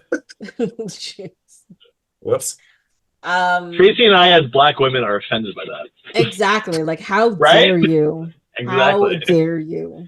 Which is why I get a pass on the following thing. Okay. My last comment. Well, no, I have two last comments about this movie. I I know it's really important to most people that animals don't die in movies, right? Mhm. But one thing I do like about this, I like a trope that I enjoy about this movie is like you have the meanest, toughest guy who will just like shoot people in the face, whatever. But he's like, well, you want me to shoot a dog? Isn't that a little far? I loved it. I loved when that happened. Not I even was to like, this is shoot. He has to amazing. cut it open. Afterwards. Yeah. But he was He like, no, never that's too did though. far. And he's about to. No, he stops himself. Was he though? He stops himself. He at Okay. first he's like, that's a little far. Then he bent down. He's like, no, I can't do it. And the dude, But you see him pull his knife out, and he's he's Mr. Tough Man. I know, but Okay, he has like a literal gun to his fucking head. Like, he does. gonna. He really does. Okay, so but I did enjoy that part. I have a question for Sean and Tracy. Who do you bet on? Does the rabbit get fucked? Oh, I'd probably bet against the rabbit. Not that I want that to happen, but Yeah, but Like in it's general, like obviously that rabbit like pulled it out, but Yeah. does the rabbit get fucked? I don't know. I think I'd I'd probably go against that and be like, no, he doesn't, because I don't want to see a rabbit torn to bits by dogs. yeah. But who are you rooting for though? Because like the dog is just like doing what he's been trying to do. Oh, I'm rooting for the Or she. rabbit though. Women But I can be think- dogs. But that's why we invented a term called bitches. But, no. Digging a hole. Okay, put down the shovel, walk away. Just walk So away. much to have you cut. No, I'm fine. Yeah, but no, I can't watch animal being ripped to pieces. I don't I'm the same way. Like super ridiculous, innocuous movie, Mars Attacks, Tim Burton. I'm like, I can't watch this because I know what's gonna happen. Wait, the Chihuahua? Is that what you're thinking of? No, Wait. it's a golden retriever, like the presidential pet. Gets yes. Oh, that's right. I'm It does out. get I'm melted. out. It I'm is out. Carrie upsetting. from Sex and the City gets her head on a dog, doesn't she? Or Yes, I never her got pet that far dog. because the first Yeah. time. that? And her dog's head gets put on her body. Yeah. Yes. And the two heads, hers and Pierce Brosnan's head, fall in love on the alien ship. Yeah. Aww. I think there's literally a website called Does the Dog Die for movie Yep. reviews. Yeah. Yeah, like Well, that site will tell you I anything. just spoil like 50 more movies for everyone. Like John Wick. No. Yeah, but you can watch John Wick 2 and on because there's no animals get hurt. Yeah, but like it won't make sense to me because I won't understand Keanu's accent.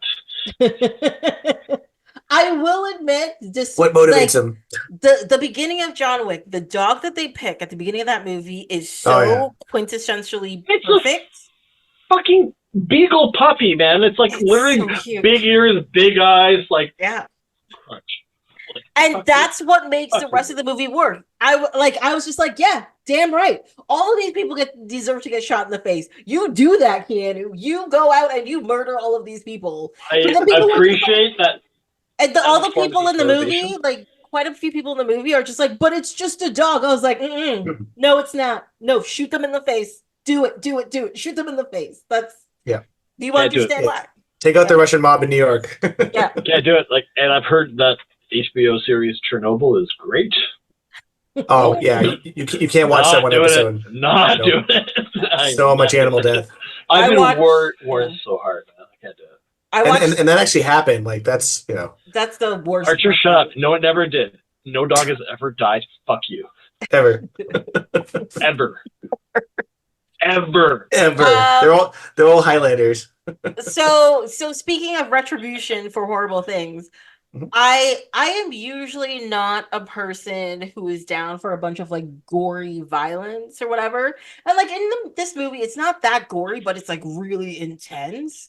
Mhm. But when Bricktop and his gang like get like taken out, I was like, high five, good job, liked it. Oh yeah. Well, they all deserve to die. They suck. They really do suck. They're But all who's gonna like, the feed worst the people. pigs? What? I'm sorry. I think they probably figured out where this man's pig farm is, and they're having a good dinner. Because like they have a taste for it now. So like if you want those pigs to live their average age, which by the way, like if properly cared for, a pig can hit 35 years old. Mhm. How many Bricktops do you need to feed it every month to make it get its calorie requirement, huh? Well, it says a hungry pig can eat 2 pounds of flesh a minute. I have a sheet on this. Oh my God, you have a sheet on this. No wonder your notes are so long. Random. Or is it like it's like what's like 16 pigs, 16 pigs, 8 minutes to eat of 200-pound man, right? Yes. So in the movie, he says that means a pig can eat 2 pounds of flesh per minute because it Per takes minute. them So, 8 okay. minutes to eat a 200-pound man if it's 16 of them. But what they don't cover is how long does that flesh sustain the pig till he wants more flesh? Yeah, but not necessarily more flesh. It could just be more food in general. I don't know what pigs eat. I'm assuming it's flesh now because I've watched this movie. Like, you have to just, like if I ever buy a pig farm, do I just have to keep killing peasants like to No, I feed think the pigs? I don't know. pigs are one of these animals. If they're hungry, they'll eat anything that you give it. Mhm. Well, Right? and they'll go through bone as like butter. Yeah. Which is nuts if you think about it. Mhm. I mean, statistically, not statistically, factually, a human jaw, like if you bite someone, you can you have enough pressure in your jaw and the way your teeth work to easily bite off people's fingers and things like that. It's very apparently if you have Easier. a moral if Jesus. you do not have a moral compass, it's surprisingly easy to do. Yeah. But because most people have a moral compass and like a center, it prevents them from actually using the correct amount of pressure to do so. Okay. I'm trying to find my sheet with the math in this because I think I took like 2 pages to look at that. Wow. Wait, are you still trying to find your notes on this? That Yeah. you did previous calculations and now we have to sit here and wait? No, you guys are fine. Just assume I'm right. Okay. No, but we're trying to find out how long the flesh would sustain the pig. That's what you were looking at. Well, yeah, exactly. Like, because is now that rest in peace, Bricktop is not with us anymore, and are these starving pigs on a farm and we're just craving human flesh? I mean, who's possibly? the real villain of this movie? I assume Harold, his right hand man, died too. But whoever is under him, he'll take over and look after the pigs. Maybe it's Turkish. Huh? Oh. And as a Greek, I don't trust them. Wow. Oh, also, I just want to bring up. So at the beginning, I called both of these movies seminal movies. Mhm. And one of the reasons why I think that applies to Snatch is because it brought in this. Yes, there were gritty gangster movies before this movie existed, Mhm. but heist movies and stuff like that did not have this sort of flair and complexity as before this movie came out, I find. Even the comedy. And even yeah, the comedy in there as well. And especially when I think this movie also introduced most people to Guy Ritchie, not Lock, Stock. I think people did Snatch and went backwards. Mhm. And without this movie, he would not be a person that we would be talking about in any way, shape, or form, I think. Yeah, I agree with you. For the most part, yes, but reminder, he was still fucking Madonna. So, like, he was going to get famous one way or the other. Yeah, but you're saying that like it's a bad thing. I mean, No, it's not, but, like, he it. also, like, had access to a distribution network, contacts, things that the average person, like, would not necessarily have had. Well, he's I'm also not trying talented. Like he's a good filmmaker. we'll talk about that. Like, I don't want to, like, besmirch, like, skills. Like, he would direct a better movie than I would, and his first 2 goes at it were, like, pretty darn good. But, like, this movie existed because of his later fame after Lock, Stock. Like, it would not have been financed, in my opinion. I don't know. Lock, Stock was kind of a rights to hit. things. It was. I actually think even without Madonna, maybe he wouldn't have gotten the same amount of distribution, and this would be more of like a sleeper hit kind of thing, like Lock, Stock was.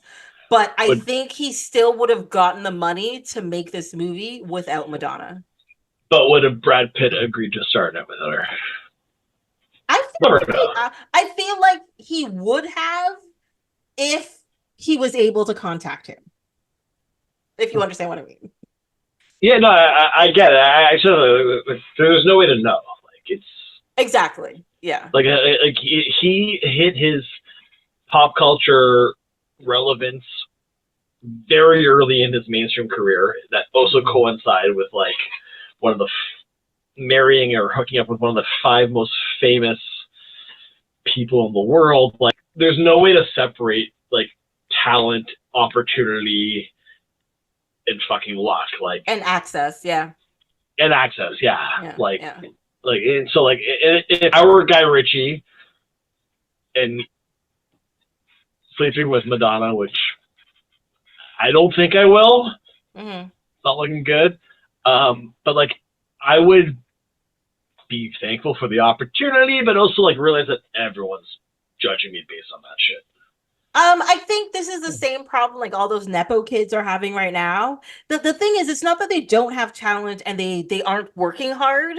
It's that they Like just Charles have II, super famous Charles first death. for no reason. But No they reason. have access to money and people and talent agents and all this kind of stuff to make sure what they do is good and what they do is put out there, right? And it's not saying that they don't have what it takes to be famous.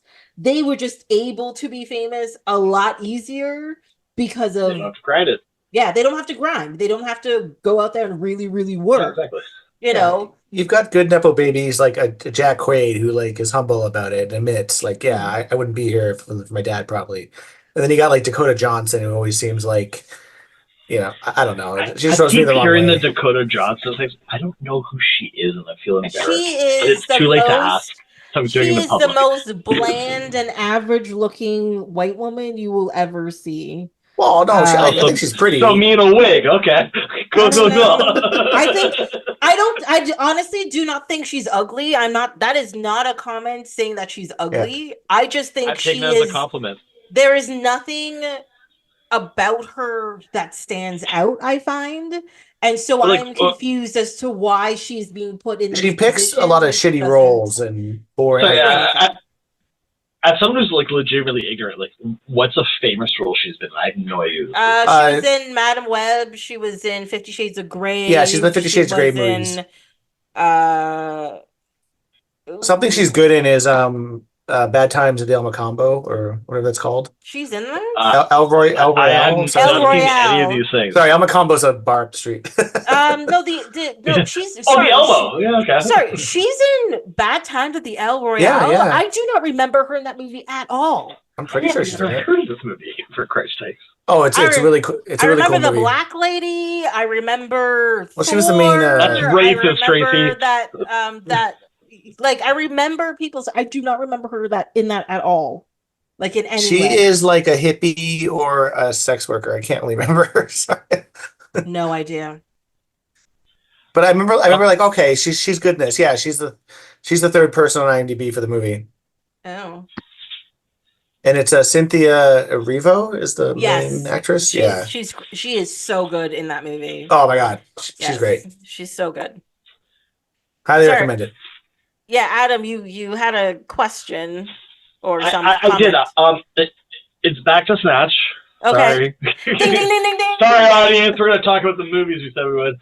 Sorry. I have a question. So throughout the movie, Jason Statham's character, Turkish, always reference the Germans. Yeah. What is that from? I don't know. It must be a World War II movie. Well, I know at the beginning. When were the Germans in World War II? I know at the beginning he makes a comment about Tommy having a gun, and I think it's really. It may have been from he's something, named after a gum. But I think after that point, it's just him referencing the same point in the movie. But the first time he does it, I'm like, I don't know. But also, this made me realize where I've heard that because he says it. I'm just like, oh, that's where this is from. I feel like that pops in my head every once in a while. I'm like, I don't know what this is. Yeah, it's like when you hear "Papers, Please" and like in a German accent, like it's probably just pulled from like an older movies. No, you ever hear that? Like it's like Schindler's List or something. Like, what's wrong with you? No, but it could be any but it could be any one of those movies. The Germans came up a bit in Schindler's List. Yeah, just a little bit. Just a tiny bit. I don't have any more notes for this movie. Adam, I know you have several pages. So much more, but we have to keep moving. So we're gonna skip you. But Sean, are there any notes that you have down that you're like, I have to talk about this? Not really. Like I this time I really noticed Bricktop's henchman Harold. I really enjoyed him. Yeah. He's like Bricktop is so mean to him, but this guy seems so loyal. I don't know. I just like the character. Yeah. Probably has like 20 lines tops, but yeah. He does a lot of nodding. He does a lot of like and walks away. Yeah. Sorry. He just looks like a thug too. Yeah. It's good casting. Well, Was Harold the guy that fucked up Turkish with the baseball bat in his slot machine casino? Yeah, he's one of he's he's the one of those main. guys. And yeah, Tommy's got the gun pointed at him, and he's like, anyways, yeah, Mhm. that's him. Okay, Adam. All right. I know you have like 2 whole pages. Pick Well, one how thing, much has it? one One thing thing. we Okay, haven't okay. talked about yet that you're like, Okay, I I need got to one thing. talk about this. Okay, go. Yes. Have you guys watched the Snatch television series based on? No, on Netflix. No, I I did haven't. not watch that. No. Neither have I. So my opinions are based on the internet telling me how fucking awful it was. Sorry, wait. Sorry, your last comment about the movie Snatch is to talk about the TV show Snatch and the comments About from the Snatch. internet about it. Which you haven't seen. Yeah. What are you gonna do with your last comment? Wait, is there a Snatch TV show, or is it because there's a Gentleman TV show? Like, are there two Guy Ritchie TV shows right now? Maybe. I That's feel like nuts. Guy Ritchie would do anything for money, so there's probably a lot. So, Well, I mean, I would too. Like, if someone's like, "Hey, I want to turn your movie from exactly. 20 years ago into a That show." Madonna money was dried up. So Here's Wait, hold on. I'm Madonna. sorry. I am sorry, but Ron Weasley's in this movie. Ron sorry, this fucking TV Weasley. show? I have a thing about this. Yes. It was developed into a TV series. It ran for 2 seasons, 2017 to 2018, Mhm. on something called Crackle, which I assume was that was like sponsored by the 2D. Rice Kiss. Yeah, from Rice Krispies, I'm assuming, was Yeah. sponsored and shit. And among its stars was Ron Weasley, who No, I never watched it. not sorted into Hufflepuff. Instead, he was sorted into fucking Snatch, the TV series. Like, I learned a few months ago there's an interview with the vampire TV show. Like, there's just Yeah, no, that's they'll take any like, IP and that's just on make like it. season 3 or something. But actually, Wow. people like that show. I haven't watched it at all yet. It's the guy, the guy who was Grey Worm in Game of Thrones plays the Brad Pitt character in it. Grey Worm. Okay, sorry, I'm always bad with the names. That's Oh, the Grey Worm. character. Yeah. Wait, I remember him. Okay. Oh yeah. He's the lovely translator, right? Yeah, Grey Worm. Yeah, he had no dick, right? Yes. Yeah. Yes. Yeah. I mean, That's why I lost interest. Okay. I'm gonna sneak in one more fun fact. Sorry, audience, deal with it. Sean Connery was originally approached to play Bricktop, and he was not super interested, but he's like, okay, I'm gonna watch Lock, Stock, and Two Smoking Barrels, and if this jives, maybe I'll consider it. So they sent him Lock, Stock, and Two Smoking Barrels. Yeah. And he was not interested. he was probably like, free movie. Okay. Yeah, exactly. Yeah, exactly. I need to be in the League of Extraordinary Gentlemen. Instead, oh my god, he picked That movie made him retire because he's like, I don't understand movies anymore. Yeah, because I think Alzheimer's might have been there too. Yeah, but I think it did the same thing. Like Ian McKellen almost quit acting when he did Lord of the Rings because he's like, he started to cry at one of the sets, which was essentially green screen, and he was like, "What is this? This doesn't make any sense," you know. And ironically, you mentioned Ian McKellen. Sean Connery was offered Gandalf, and he said no. That would have been horrible. I don't know if he said no or his like, I don't know, like, I don't know the reason because he's tough to ask right now for obvious reasons. For obvious reasons, yes. I'll get out the Ouija board. Dark. Shuck it, Trebek. Give us one more bit of trivia. Let's go. Oh, I got more. I got fucking pages of this shit. No, okay, just one more. One more. Okay. We already talked about the Madonna part. Okay. Yeah. Brad Pitt was actually offered to play the role of Jason Statham as Turkish. And the reason, again, obviously Brad Pitt could do whatever the fuck he wanted in this movie. But he could not do a London accent, apparently. And so Jason Statham was there. And I feel like he's like the placeholder in early Guy Ritchie movies. And then he became Mickey as the Pikey because he could not do a convincing London accent, which is an actual real accent that people speak. Well, I will admit that The Devil's Own, which came out in 1997, and I paid money to watch this in a theater. Yep, I remember this. And Brad Pitt had to do like an Irish accent or something. Bad. And he was made fun of for years. And that's probably why he didn't do it. He was like, if I can't get the accent right and people from here can't believe my accent, I'm not going to do it. I'm going to do something. Well, he definitely nailed this one. He did nail it. He really But did like, nail it. it's not nailable though, because like it's not an accent that Well, exists. yeah, okay, Like, but Irish Traveler is like he's so much fun to watch. he's super fun to watch, but like let's not praise an accent that he essentially like. Okay, maybe not accent. Can Maybe any of us identify a non-Irish spiky accent? No. okay, maybe Unless we think of Brad Pitt. maybe it's dialect. Maybe that's what it is because it's not like a real used It was convincing. dialect and sound. It was convincing that the way he did it. It was convincing. It's like Mila Jovovich in The Fifth Sense. That language she's that was speaking, authentic. It was Multi-pass. great. I don't know why I said it that way. Like, that's how you're supposed to say that's it. kind of how she says train it. operator. Yeah. Multi-pass. But yeah, no, in that movie, she's so believable because she owns the language / actions she puts out there, but it's not real. It's something that It's she. easy to own something that doesn't exist. That's what I'm saying. I'm agreeing feel, with you. But I feel like there's a very rich, strong Irish traveling community. I don't know. I don't think this movie can be made in 2024. I don't think it can be made in 2014. Oh, true. I believe that. Yeah. Yeah. Also, Because- like most of the jokes are about being gay. As being, like that was most of the Well, movie. I'm going to tell you this. Don't watch Rock and Rolla if gay jokes offend you. No, Gay jokes but don't there's a affect me. really nice scene in that movie with wait, who's the gay? Is it Idris Elba's gay? No, it's haven't seen Tom it yet. Hardy. Tom Hardy, sorry. So he's going to jail, or no, Yes, the he's guys going are to talking jail. about like, do you care about him For being our audience, a this is poofter? the 19th movie we're ruining for you.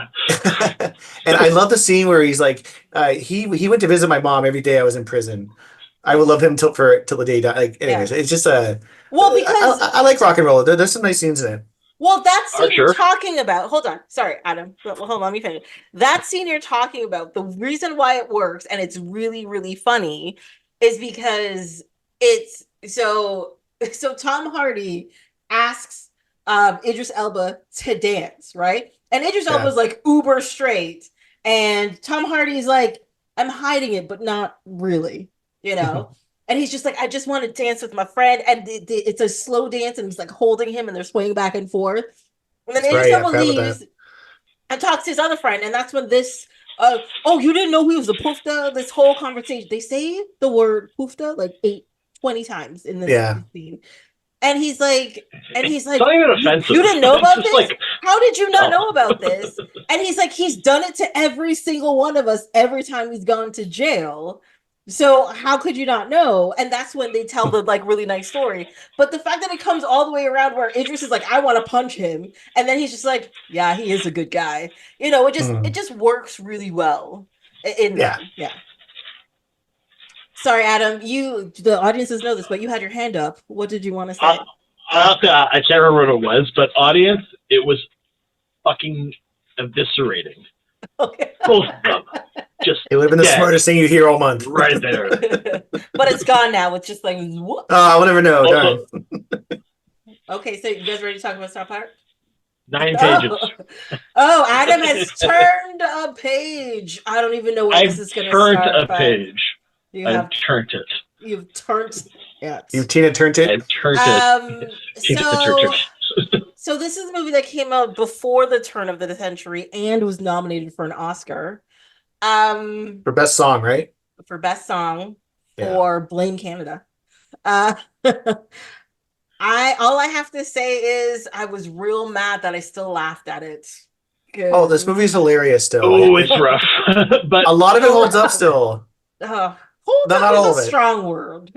Yeah, hold up, and like I feel like South Park as the television series was able to do all this shit within like 18 months after this movie came out. So the shock value kind of like was gone. But it was like nostalgic the time and it came fun out. to watch. Like, so wait, sorry, is this 2000 as well, Tracy? It's 1999. It's before the turn of the century. I was 17 when this came out. Sorry, 17. Jesus, I can't. I was 19 when it came out. No. Sorry, I was 17. You were not 19. Yeah, I was 17. My bad. And for the audience, Archer it was is an accountant. shocking. His job was to math.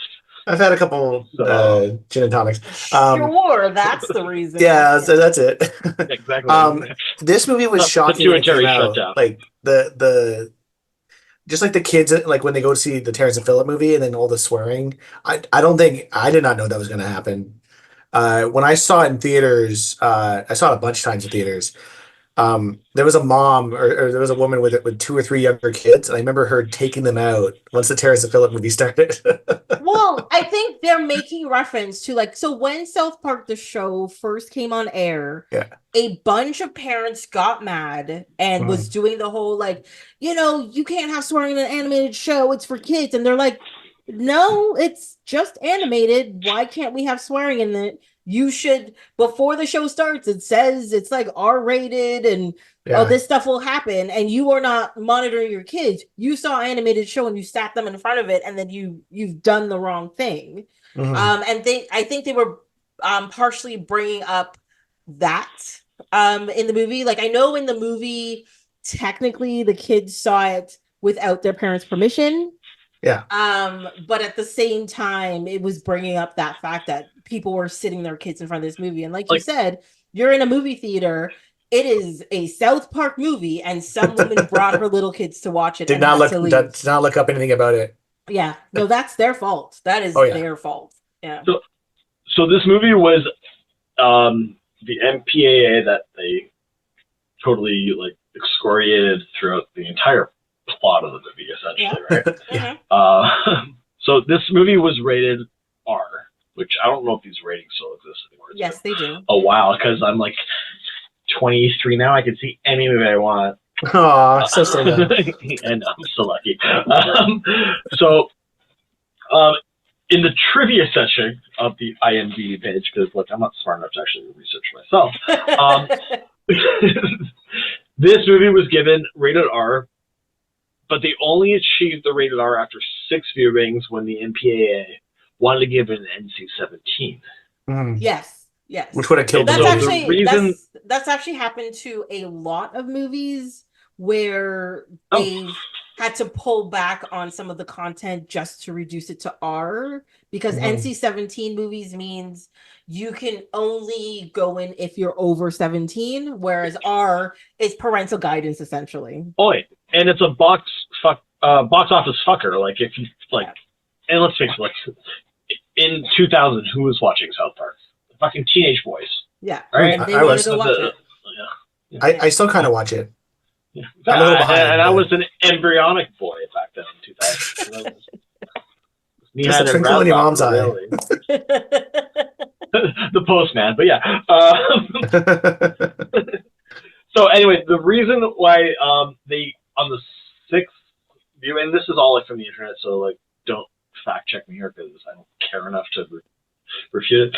But so it was given a useless, vague note. Actually, maybe not even vague. It's just a useless note saying that like the reason you got NC-17 was because there was over 400 cusses, swears like fuck, shit, cunt, fuck, yeah. And so Trey, Parker, and Matt Stone like just made it literally $3.99, and it worked, and they got rated R. Yeah, no, a lot of that's so dumb and arbitrary. No, but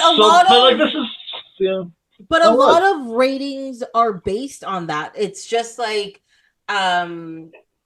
because they have, like with anything, they have to make lines between this and that, right? Mm-hmm. And they're like, I feel like they picked the number 400 or what, it's 400 or 410 or something.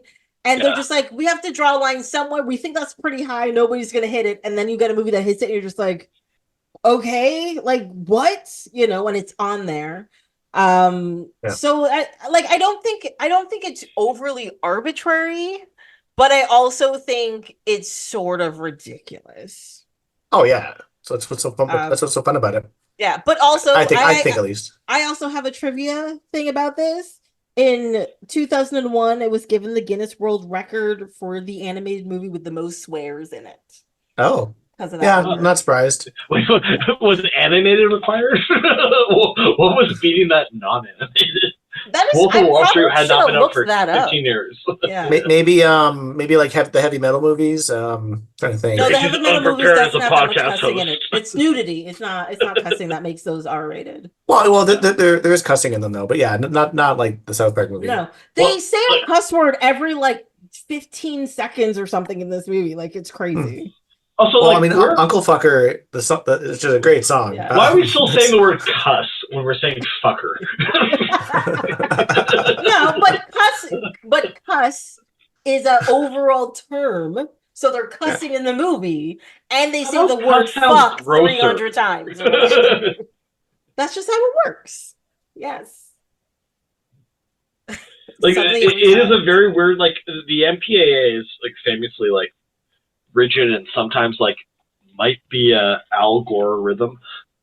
Is that right? Oh. But like, okay, so Shoehorn there's that like in. this weird random like Michael J. Fox movie from like the 90s of Doc Hollywood. Yeah. Yep, I remember. Okay, and so in the movie, like there's titties, like there's just titties in it, and that was PG motherfucking 13. Yeah, but how long were the tits on screen, and was it in a sexual And context? what are the- is it a medical I was context? 9 and my penis didn't move. But You're like, ew, titties. Yes. Yeah, But like was it like a lady yeah. who was like naked? Was it like a lady who turned around and was naked and like her shirt fell off? No, Like, it was oh like no! a scene where it's like her tits are out, and it was like fine. Yeah, Well, I remember hearing about the movie Boys Don't Cry with what's her name? You know what I'm talking about? Oh my god. I haven't seen her in a while, but Mickey Rourke. No, Hillary. anyways, Hillary Swank, thank you. And Yes. I remember it was gonna get an NC-17 rating because there's a scene where she's going down on her girlfriend, and when she pops back up, she wipes her mouth. Yes. So just the act of wiping her mouth and implying there's lady stuff on her face. That was going to push it from an R to an NC. Like it's really dumb. But to be honest, gay content, or anything- non-heterosexual content is usually automatically given a higher rating than heterosexual content.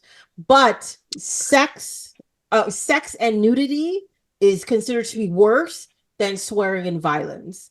And violence is fine unless you show the blood, right?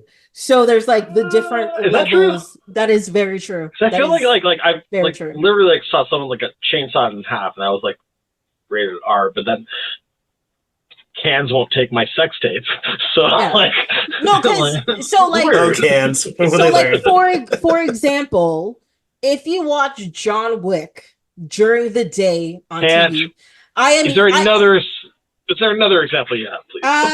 Chernobyl. Not Chernobyl. Episode 3. I was trying to pick a movie we've already spoiled for the day. Okay. Okay. Well, like, So I've not seen John Wick. Okay. But in John Wick, literally, Keanu Reeves goes around shooting people in the face. That's what he does. He killed this fucking dog. Yeah. I would do it. And there's lots of blood splatter all over the place. Yeah. If you watch it in the day, which means between 6 a.m. and 9 p.m., right? It is the film is edited in a way that you will see the gunshots and you may see somebody fall and die, but it will reduce the amount of times you see the blood. And also the scene with the dog. So the dog gets curb stomped, essentially, and drags itself across the room, and there's blood smear all over the place. And that scene in the day version is cut out because of the blood and the intensity of it. Yes. Dog dies. No.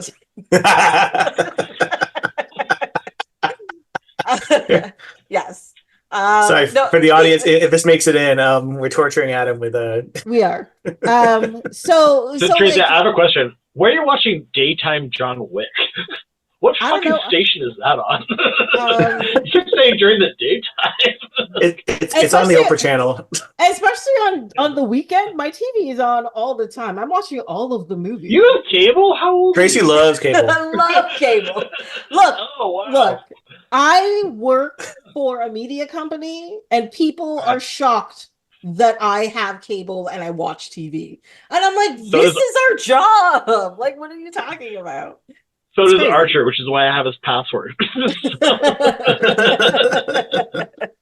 Well, I mean, we have But cable for sports and live events like the Oscars yeah, I watch all of those but things.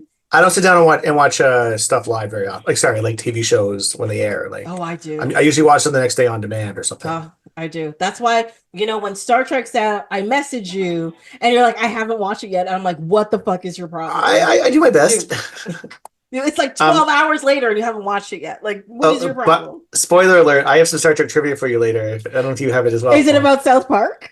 Yeah. I figured it. I saw it too, and I was like, Yeah, what? okay, yeah, same. It's got to be the same thing. What It's else could gotta be it the same thing. Okay, I know what it is too because I literally wrote it myself. so well, wait. like when you go to their Okay. IMDb page, there isn't much there, and it's like Yes. I was like, "What's Brent Spiner doing here?" I was just like, he's the voice of Conan O'Brien. Yeah. And now she is. And the worst part is I watched the movie this time and I was like, oh my god, it does sound like Brent Spiner.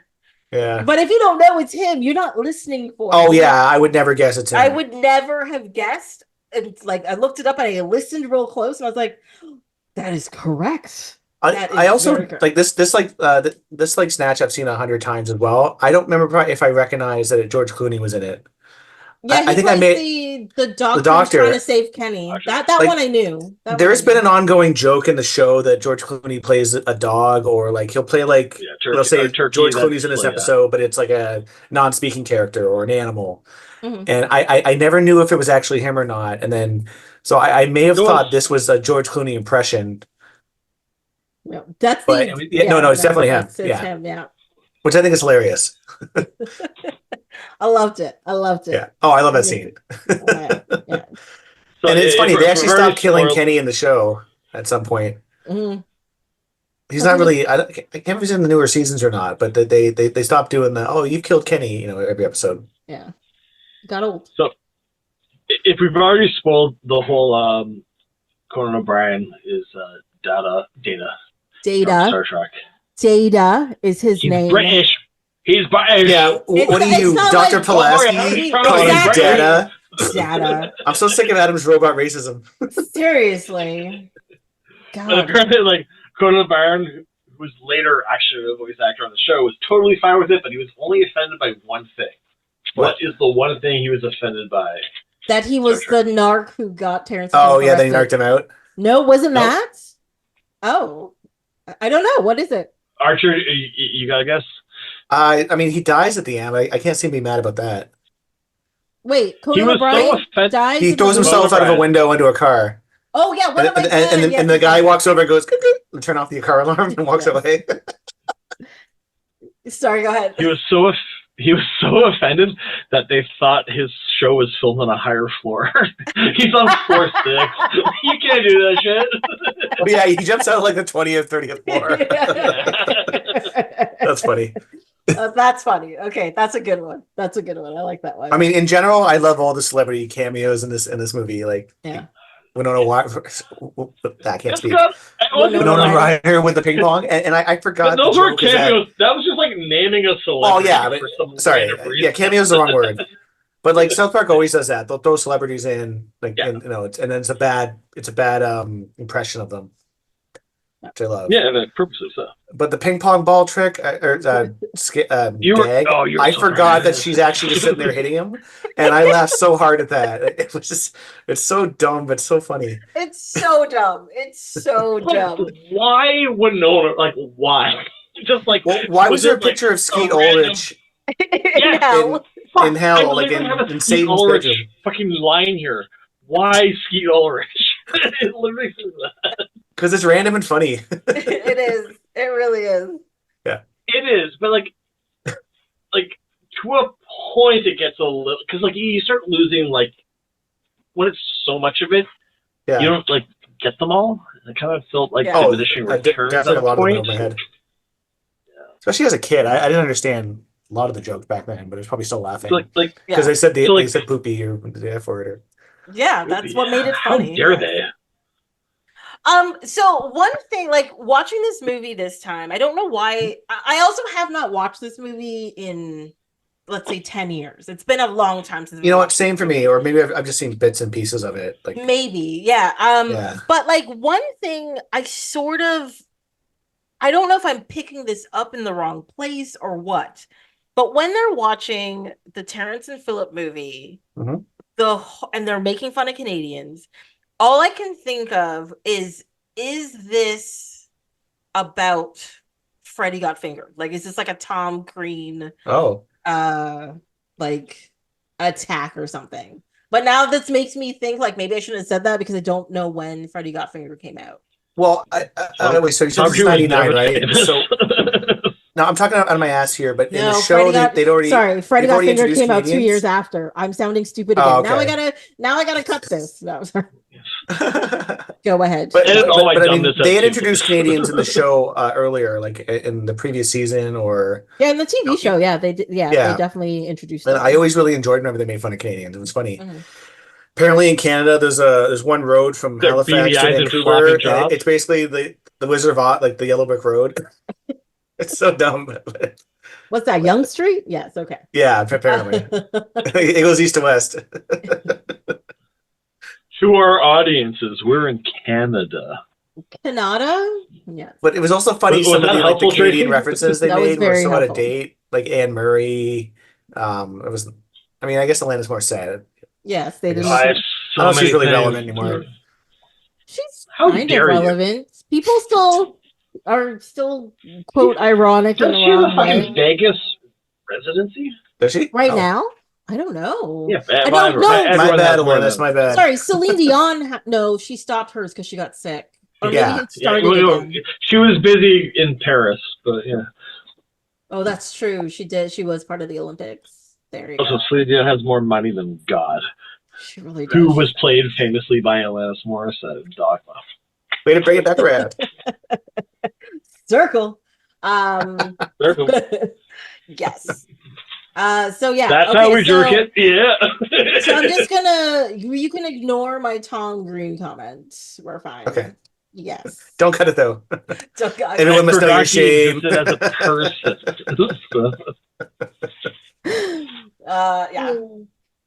But I'm like This trying to is the think of one like, I had. was there like so I know Jim Carrey was making big, but he wasn't super vulgar. Was there another Canadian comedian at that time that was like vulgar coming out, or like, or did they? You think they just picked Canada because we're here and they The like to make stereotypes fun were of it? nice. Yeah. Okay, that makes okay. That's my guess. I think the TV show had already established like Kyle's younger brother being a Canadian. Yeah, Ike. And I think it was something to build on. I think there was an episode with the Terrence and Phillip thing being the not microcosm. What's the word I'm looking for? Essentially, like the representation of Trey and Matt Parker, but like offensive shit. And let's make it foreign, somehow easier to. It was started as like lazy writing, honestly, in the first and second seasons of the show, and then like 30 seasons later, like they're still doing it. Well, and the Canadian animation is just the heads. Like it's probably easier to do it that way too. One thing that's how I talk. Yeah. So. Yeah, you guys. I really wish this was like a dentistry video is podcast. so much easier. You could see it. Yeah, don't have to worry about like hinging your jaw. Just separate. Audience, we all have beady eyes. Yes, that's Canadians. We also love to bomb the Baldwins. I love when is it Billy? He's like, no, I'm Billy Baldwin, idiot. At least we got Steven. I had a question and now I don't remember what it is. It'll come back to me. It'll come back to me later. Yes, he is the greatest Baldwin, Tracy. He is. Wait, Billy Baldwin? Oh, I don't know. I literally had a question to ask. Rate your Baldwins. Oh. Tracy, you go first. Well, also, can you name them? Because like two of them don't exist. Alec Baldwin is an asshole and he shot someone in the face, so he's at the bottom. Well, so is Dick Cheney. And Notorious nice guy. Wait, who's the one that was in Threesome and then in Biodome and became a born again Christian and is Stevens. that's Steven. Steven. Also, oh, Usual also wait, suspects. Usual Back Suspects. What was Billy Baldwin in? I remember he's in a Biodome? vampire No, movie with James Woods, I think. Or is that Daniel Baldwin? He was in an episode of 30 Rock where he was the understudy of Alec Baldwin, God. to my knowledge. So Wait, was that's he the something. one in that that weird vampire movie where they talk about like wood all the time? Yeah, it's like Daywalkers or something. Or I kind of like Twilight. that movie. No, He's one that of the movie guys in the is original really team. bad. Oh, you guys missed an awesome Wait. show right there. Who is is James Woods in it, right? Yeah, he's the leader of the. I hate to admit it, I used to love James Woods. He was such a fun bad guy in movies, and he sucks ass now. Like he's getting off the deep end. He's a right wing shithead. But like, he's. I rewatched The Specialist recently with Sly Stallone and James Woods and Sharon Stone, and he is so much fun to watch in that movie. Wait, which one? The Specialist. James The Woods is like. Specialist. Okay. He's like a mob guy, but the police bring him on to capture this bomber who is Sly Stallone. Anyways, it's a shitty movie, but James Woods is great in it. Okay, so the vampire movie that James Yeah. Woods is in, Is it Daybreakers? it's called Vampires. Oh, it's way off. And it stars Daniel Baldwin. Okay. Where did they come up with that name? I have no idea. Like it's real deep. They went real deep Yeah, for they it. went real deep. But yeah, they mentioned But back about to South Park and away from Snatch. 30 types of wood in that movie. So yes. Stop it, Tracy. Just stop it. Look, if we can talk about Snatch, we can talk about wood. It's fine. Ding ding ding ding ding ding ding. Know your audience. Yeah, but I do agree with you guys. There's definitely some stuff that didn't hold up well, like the use of the F word. It sounds so cringe now when I hear it. Sorry, like not fuck. The other one. Like it's just excessive. The movie to right? me, and gratuitous. Like the movie itself almost acknowledges its own problem, where like the third act is just unwatchable. Really. What? I don't find it unwatchable. I think it does jump the shark a little bit, but unwatchable is a strong word. I get well, like this is like season 3. Like I don't think it's like I consider this like South Park canon. Like I really do like the show, and this was just like 3 episodes glued together as a movie that they were like swearing, but only like 2 of them were watchable episodes. Much like most of their seasons now, where like half of them are garbage. Like, yeah, that's better. It's better than The Simpsons and Family Guy. Like I still like the South Park. Yeah, I just I liked the first. I literally drew a line on my notes. Hold on. Almost there. Put your page turning closer to the microphone so people can hear it. Oh, sorry. Insert page turning noises, please. After the Resistance medley song, after that, I was like, the writers clearly just didn't know how to finish the movie. They're like, and like everyone just says yes to everything, and like Kenny talks. I don't know. Based on the episodes of the TV show, I feel like this is perfectly acceptable for this movie. Like it's it's animated silly. Cartoon show that is a movie, and 2/3 of it was watchable. That's fucking great, man. Like that is better than like anything. I like SpaceX and like the moon landing are maybe ahead sometimes, and then like this, like it's fucking hard to do that shit. Yeah.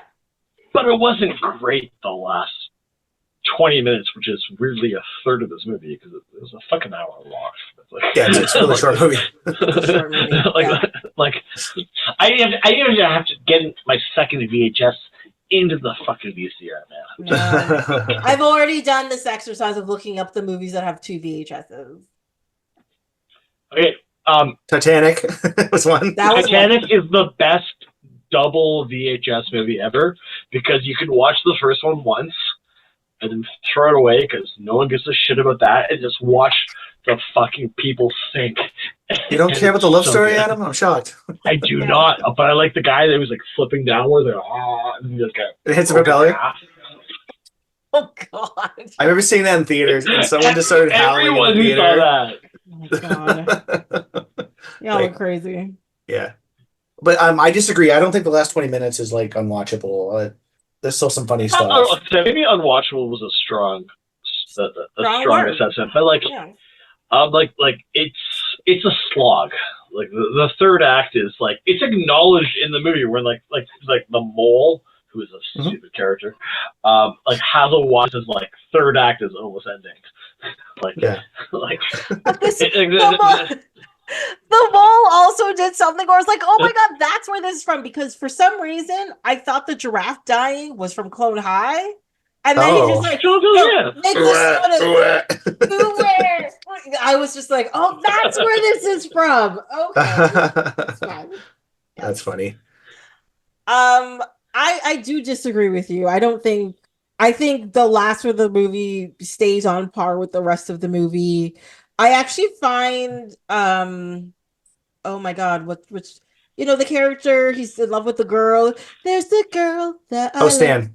Stan, Like and he the throws up main on her. character that you couldn't That remember the name of. that part I got tired of because they did it like 6 times, 7 times in the Yeah. movie, Like, and every that's- time it started, I was just like, "Can you stop? Like, we've done this already." They finally stopped doing it in the show too, I think. Like Yeah, the newer seasons, like there's a lot of things like honestly, I forgot about Chef. Like I haven't I because they love killed Chef. him off in the show like a while ago because Yeah, because Isaac Hayes quit because they made fun of they make Scientology, fun of Scientology. and Yeah, then he died in real life. he got the most But ridiculous then, death in the and then show. It it was turns out nuts. that he did not actually oppose it, but he might have had cognitive decline, and the Scientologist did that whole thing. Oh, that's that's horrible. sad. That is sad.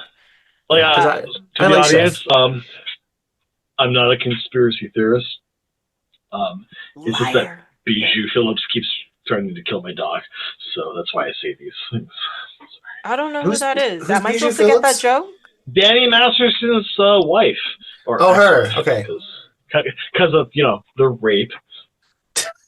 What? I don't know what's happening. Okay, I wait. don't know Danny what's going Masterson on. is from Look, is from that '70s show. I know Pop he played. culture zeitgeist. I know he played Hyde on that '70s show and was sent to jail for accosting Yeah. women. He's a bad Yeah, bad man. Yes. and then him and his wife may have like killed a dog that like was gonna. Not that the dog wasn't going to testify because they're really bad at that, but they were the They dog. want to send of the a dog to human zoo. They were a a thing. dog of someone who's gonna. Yeah, it's a thing. Like Bijou Phillips, like dog murder. Is she Like, famous? hey, if everyone, yeah, she, the mamas and the papas, man. Sorry. I don't know what that California means. dreaming, man. Like she's a child. Mackenzie He's one of Phillips, their children, right? Oh, her. Okay, okay. She is okay. Heart. Someday somebody's gonna Make like you want to turn around Wilson and Phillips. say goodbye. Yeah. Say Like goodbye. Till one then, of yeah. baby, are you gonna let them hold it on me? It's fine. So can you do that last thing one more time, please? No. Because Don't do it, Tracy. It's a trap. It's a trap. They're gonna I'm not find recording me and anything ask, right now. and ask for their money or something if I go too long, please. But yeah, that whole thing's a mess. Okay. Yeah, no, when I heard about the whole thing, I was just like, you know what? Just go over there. I stopped like celebrity gossip and celebrity issues. As soon as it's something bad, I just stop. I'm just like, I just don't want to hear about it. Just go over there. I don't want to be part of this situation. Whatever. I typically agree. But sometimes like the intersectionality, oh, look at me. White guy knowing that word. Adam So, Sokol. like, it parlays so much to politics weirdly now, which is what shouldn't happen. It's what shouldn't happen. It does. Yeah. It's like, oh, like now, like I need to know if T Swift is endorsing someone this week because, like, it might change the future of the world we live in. Sadly, that's real sad. Right? Yeah, Like, I mean, I think I get enough that I understand what's going on and all that kind of stuff. I just do not get into the minutia and reading the 35 articles and the person who's analyzing the situation and like the pictures from them walking across the street and blah blah blah. Oh, who Blah. cares about that I stuff? don't bother about that kind of Yeah, stuff. exactly. Yeah. It's No. just Trey, general. are It's you- general. Hold on. Ooh, they It's went to general like some restaurant. Who cares? this person is a bad person now, and I'm like, okay, and just leave it. I'm just like, just go away. Then just go away. I don't want to know more. Tracy, like Society's Cole's Notes is Reddit politics and the second comment. Whatever they say, just assume it's true. Lean in, dip, know it, Let it happen, and then right. like and enjoy an eventual meme. Yeah, God. Like the world's gonna end, but like maybe a turtle's happy. Yeah, but the world's gonna Yeah. end when innocent blood touches the soil of America. And this idea in the movie is real deep. But before we get Innocent there, Canadian blood. yeah, before we get there, all the songs in this movie are super catchy, right? Even Oh, yeah. Kyle's mom's a bitch and Blame Canada and Uncle Fucker. Hey, Uncle Fucker. Like I was like snapping along to these songs. I'm just Yeah, like, what is they're catchy as wrong hell. with you? They're catchy Well- as hell. It was written as a parody of the Disney Renaissance. Well, right? yeah. Like, so like from like Yeah. what like Beauty and the Well- Beast through or Little Mermaid to like what's Milan. Except for Which is the powder. These guys love musicals. They do, except for the Revolution song, which was directly Les based on a Mis. song That's Les Mis, from Les yeah. Mis, yeah. Which I yeah. never really picked up before because I didn't really know Les Mis. Now it's my favorite musical. I don't know. So- I got it in the trivia. Ah, It is a 82-minute movie that has 14 songs that are at least 2 to 3 minutes each. Let's do the math on that about how much actual so much math. So much math Yeah, today. But it's a South Park Well, movie. anyway. You don't need a ton of plot. Like No. I just want jokes. I just want jokes. It is 2 great episodes and a third one after it, and that's how I prefer to look at it because that third one fucking sucked so bad. So technically, based on time, on average, a half an hour show on television is 22 minutes. So really, this is more like 4 episodes. Just an FYI. Okay, so I like the first 2, Matt Slam. Math. half of the third, and the fourth is a fucking clip show. Let's be real. What Sorry, are you I talking have about? strong opinions. What, you didn't enjoy the Canadian Army having chainsaws? That made me laugh. Like, I just- really liked the joke about the Emancipation Proclamation. I don't listen to rap. That was great. I don't know. Oh yeah, So I Operation have a Human whole Shield. section about things I'm not allowed to mention, and that's one of them. That's that good thing I brought it up. Oh, yeah. Yes. To our audience, I did enjoy that. Tracy's a white man. I'm a black woman, so I'm allowed to be offended by things. Tracy can't. I'm and if she offended is, by everything. She's being no. Okay, she's a very white man / woman. Although technically not because they don't like those. Yeah. Also a thing I noticed in this movie. Mhm. We haven't mentioned the fact that Satan's in this movie yet. Who is Saddam Hussein's lover, and Saddam Hussein likes to emasculate Satan. What is Satan in this movie? But also, if you look at Satan's chest, his abs, the lining makes Yeah. a penis. It's a penis on his chest. Oh, I didn't catch that.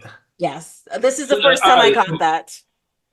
My microphone actually broke out when you busted that truth. What was it? Satan's abs, the way they do the line for it, it makes the shape of a penis. Oh yeah, 100%. Well, I was hoping there were going to be more penises in that movie because 6 wasn't enough. And you had to watch a Right, movie called Archer? Snatch, right? Yes. He was so upset. We did. I know, yeah.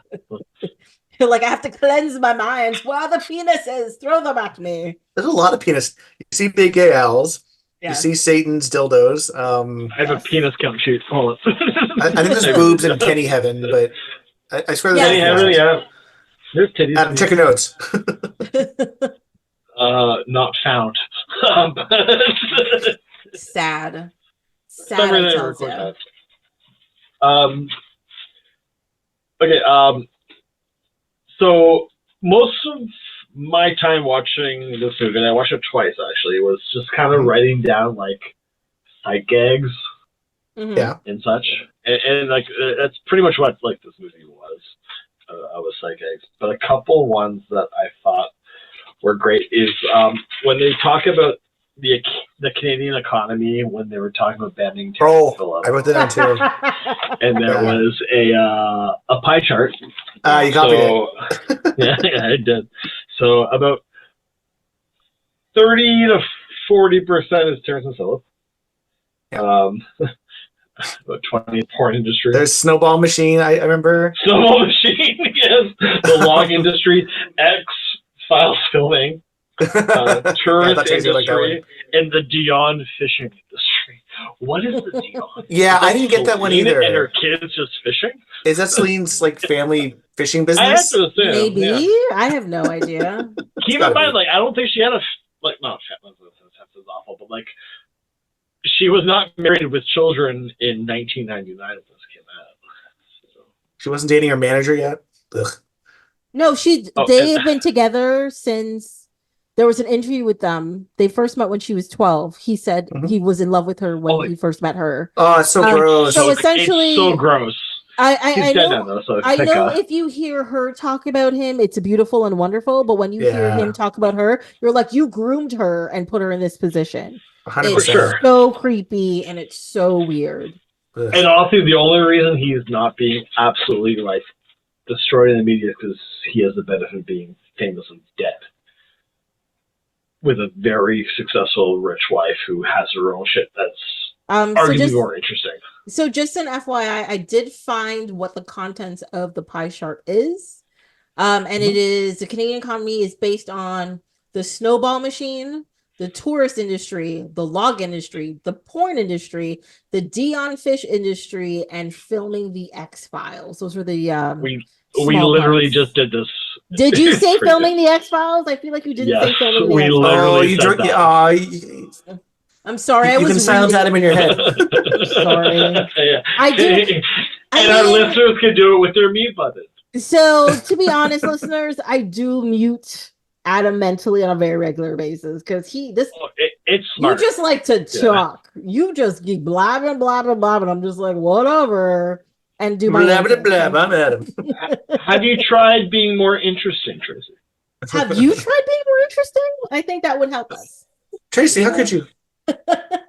You're the one muting me. Censorship, First Amendment. I am trying to give you a platform to be awesome. Okay, let's do this. I don't need a platform unless to push you off of. Are you a pirate? Like what? I think I might be. No, a butt was. Yes. Oh, apparently in the Shiza video with Cartman's mom, if in Germany it's dubbed into a British voice instead of German. Okay. Do they still call it Shizer? They call it British Shizer? I feel like they don't call it that anymore, but you know. So I find like I quote this movie more than I realize I do. Yeah. I haven't watched it in about like 20 years. Yeah. Yeah. But then like,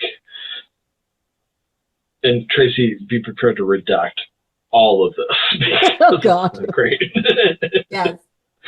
But like, I've used the word testicle shitting rectal ward way more than I thought I did. So more than once is what you're saying. Well, fuck my ass and call me a bitch. I also say that a lot. Oh my God. Yeah. Yeah. Like, anything else? I just feel like I'm.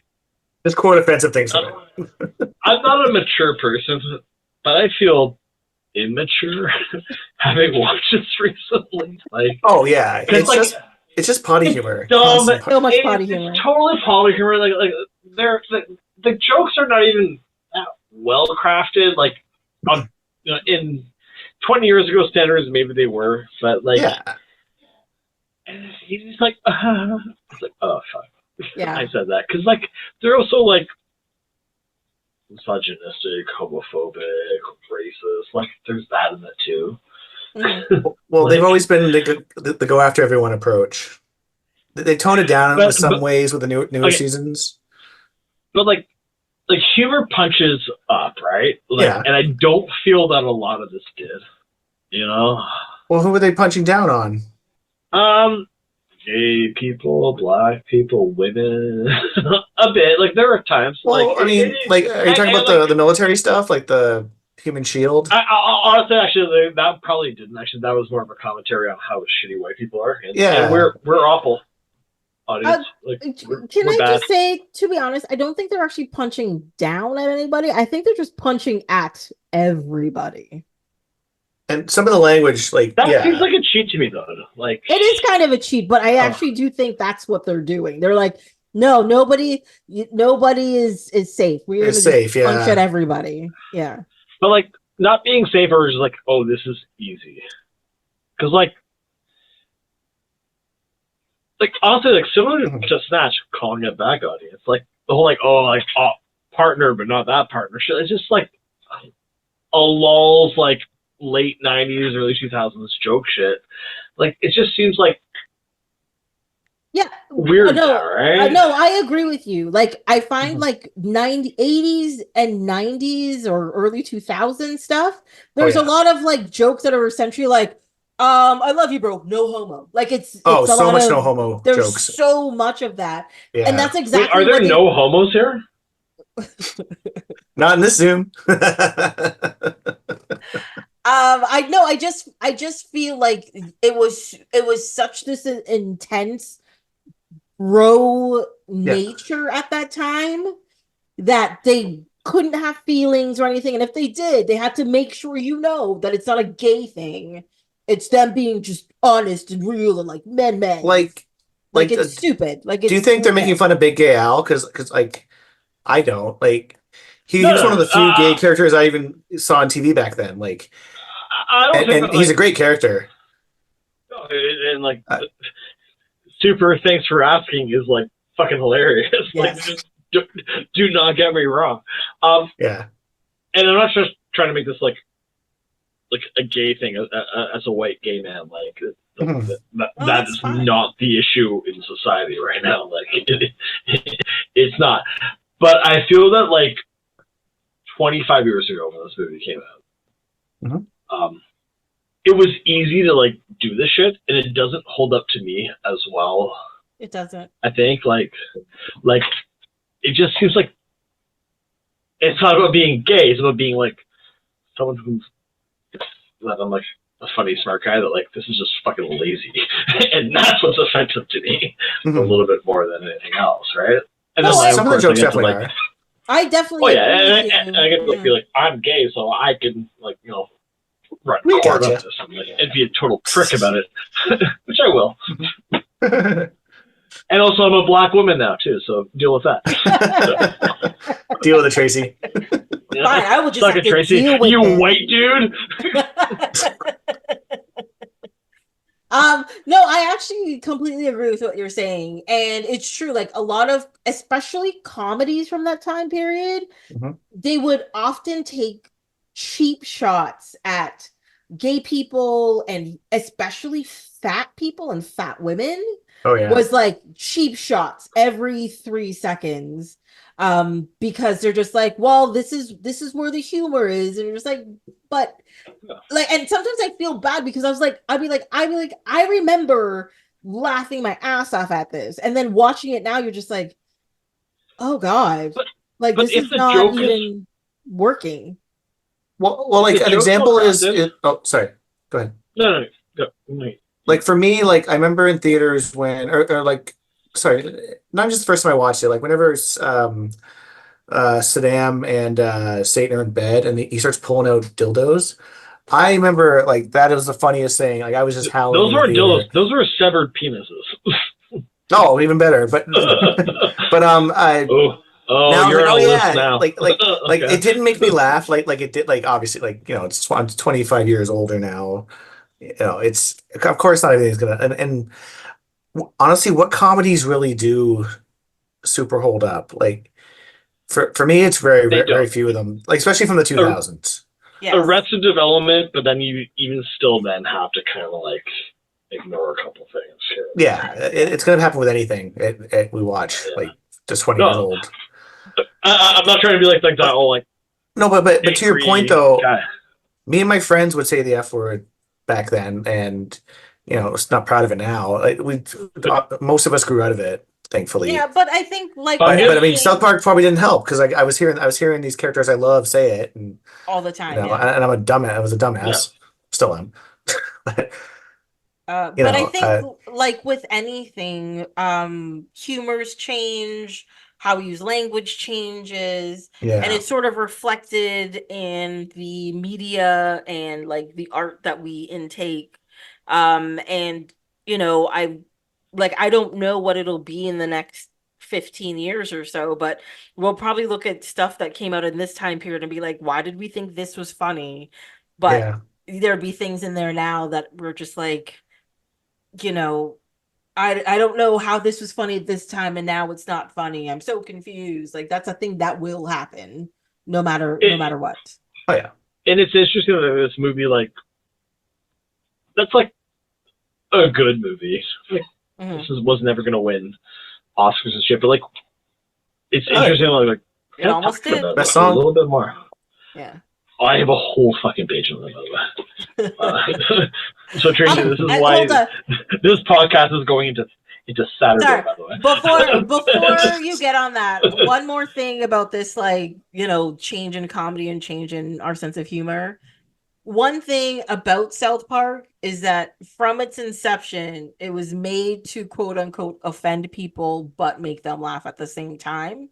Mhm. So it's not surprising when you watch it outside of the time that it was made for that you would be offended or find things that are just not funny anymore in it because that's what it was supposed to do.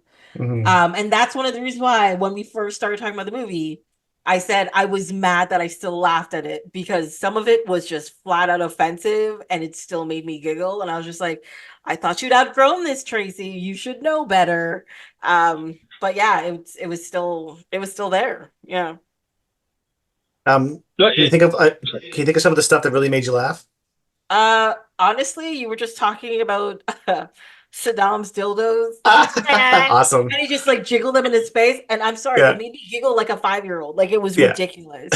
Like it was I mean, flat I out. knew it was coming, so I just remember how much it made me laugh the first couple times I saw it. Yeah.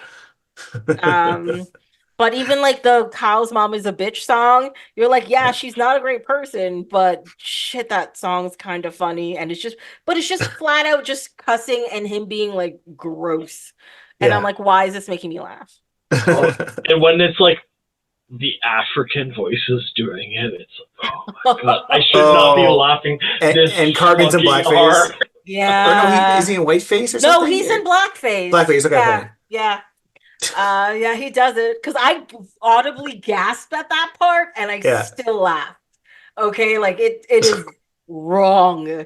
They knew exactly what they were doing when they put Cartman in blackface in But that, yeah, but they they did put it on I mean, because purpose. Carbon's a racist, so they put him in a lot of situations where it's like, okay, but now we're laughing at racism here. Yeah. Oh. Mhm. So Tracy, if I can ask a question, like honestly, like feel free to edit this out if this is inappropriate, but like as a black woman, um, what does like the tongue in cheek representation of blackface like represent to you? The problem is I know too much information of the history of blackface. So it doesn't particularly represent much to me. It is just it's when people do it in a way that is meant to generally offend. Like I want to make fun of black people, therefore I am putting on blackface is one thing.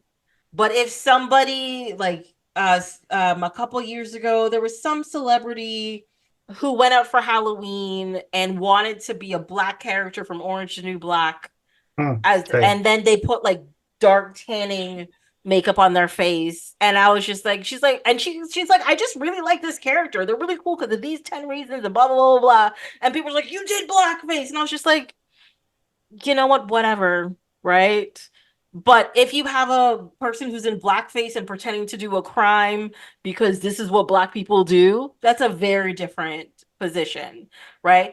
But in the context of specifically this movie, when Cartman is seeing Kyle's mom is a bitch, and they're in Africa and they are singing in, I don't know which African language it is, but it's got clicks and stuff in it, which is I'm fairly sure it was enough. It's probably where Starvin' Marvin's from. Yes. I assume he's already showed up in the show already. And then he turns around for the millisecond and it shows that he's got blackface. I just think it's funny, right? Like, it's just funny because it's just him taking on the persona of, because in the other, like he's in France in one and he's in China in one, and he takes on the outfits or whatever. They're all stereotypes. Yeah, they're all stereotypes, and it just fits within it. Do I think that other people should find this funny? No, it is offensive. It is meant to be offensive. It is meant to push a button. But did I giggle stupidly when I saw it? Yes, and that's what makes me mad, because I think I've matured, quote unquote, but clearly I have not. Am I an asshole for kind of giggling, or am I an asshole for all the other reasons? Oh, you're an asshole for all of the reasons, not all the other reasons. All of the reasons. I'm trying to be better. Is my plan. I just want to understand, legitimately, because it's nothing that I could ever. Yeah, but in the context of media and like shows and movies, it's about knowing your audience, right? Yeah. And it's about knowing who you're going to offend, or who you want to make laugh, or who you want to attract. And they knew who their audience was and who they wanted to attract, and that's exactly what they made this for. It's not made for my mom. It's not made for a war veteran. It's made for 15-year-old boys who are like, fuck society, be offensive. It's for those people, and that's who they made it for. Yeah. And when these things came out, we were the target audience for this content. And even though yourself, I wasn't born yet. Sorry. Lies, exactly. But the thing is that, like, this is how nostalgia also works, is that when you're introduced to something at a specific age, it sticks with you. And even later on, even if you don't think it's great anymore, you still have a fuzzy feeling, or you laugh, or you whatever. This is a funny thing that's going to happen. It just pops up into your head, and because it puts you in a place where you were at that time. And I think that's really the reason why I'm just like, when stuff like that happens. Does that answer your question? No, thank you. I didn't mean to make it all awkward on was it awkward? No, the thing is I actually don't mind if there's no maliciousness behind it. I don't mind if people ask me questions like that. I am very much here to answer those questions if you need it. But don't call me every 5 minutes, be like, hey, so a black thing's happening? What does this mean? Don't ask me that. But if we're having a discussion about a thing and you're like legitimately confused and you're like, hey, what do you think about this? Sure, I'll answer the question. Tracy, I never want to call you and ask you about black things happening, but the NBA playoffs. Google it. Okay, I will. Thank you. You're welcome. Yeah, you're gonna call her and be like, Tracy, what's a T-Pain? Why does it hurt so much? It's because you put it in wrong. That's why. Soaked in vodka. Yes. Shit. I feel so bad giggling right now. Why? This is the point. Back to lock stock. So Satan's abs being a penis was my last note. I don't know if you guys have any more notes. Wait, wait, hold on. Adam's got 800, so we're gonna start with Sean first again. Uh, Sean, do you have anything that you really want to bring up? we already talked about Brent Spiner as Conan. Ooh, I think that's it. Yeah, we talked about everything else. Yeah. The last thing I wrote down was Kenny's heaven looks awesome. It's just boobs. Meh. Well, not Yeah, for not everyone for here. everybody, you Yeah, know. for one person here. So Okay, the audience, Adam. in case you didn't put it together, I'm a homosexual, which was why I was Team Satan here in this movie.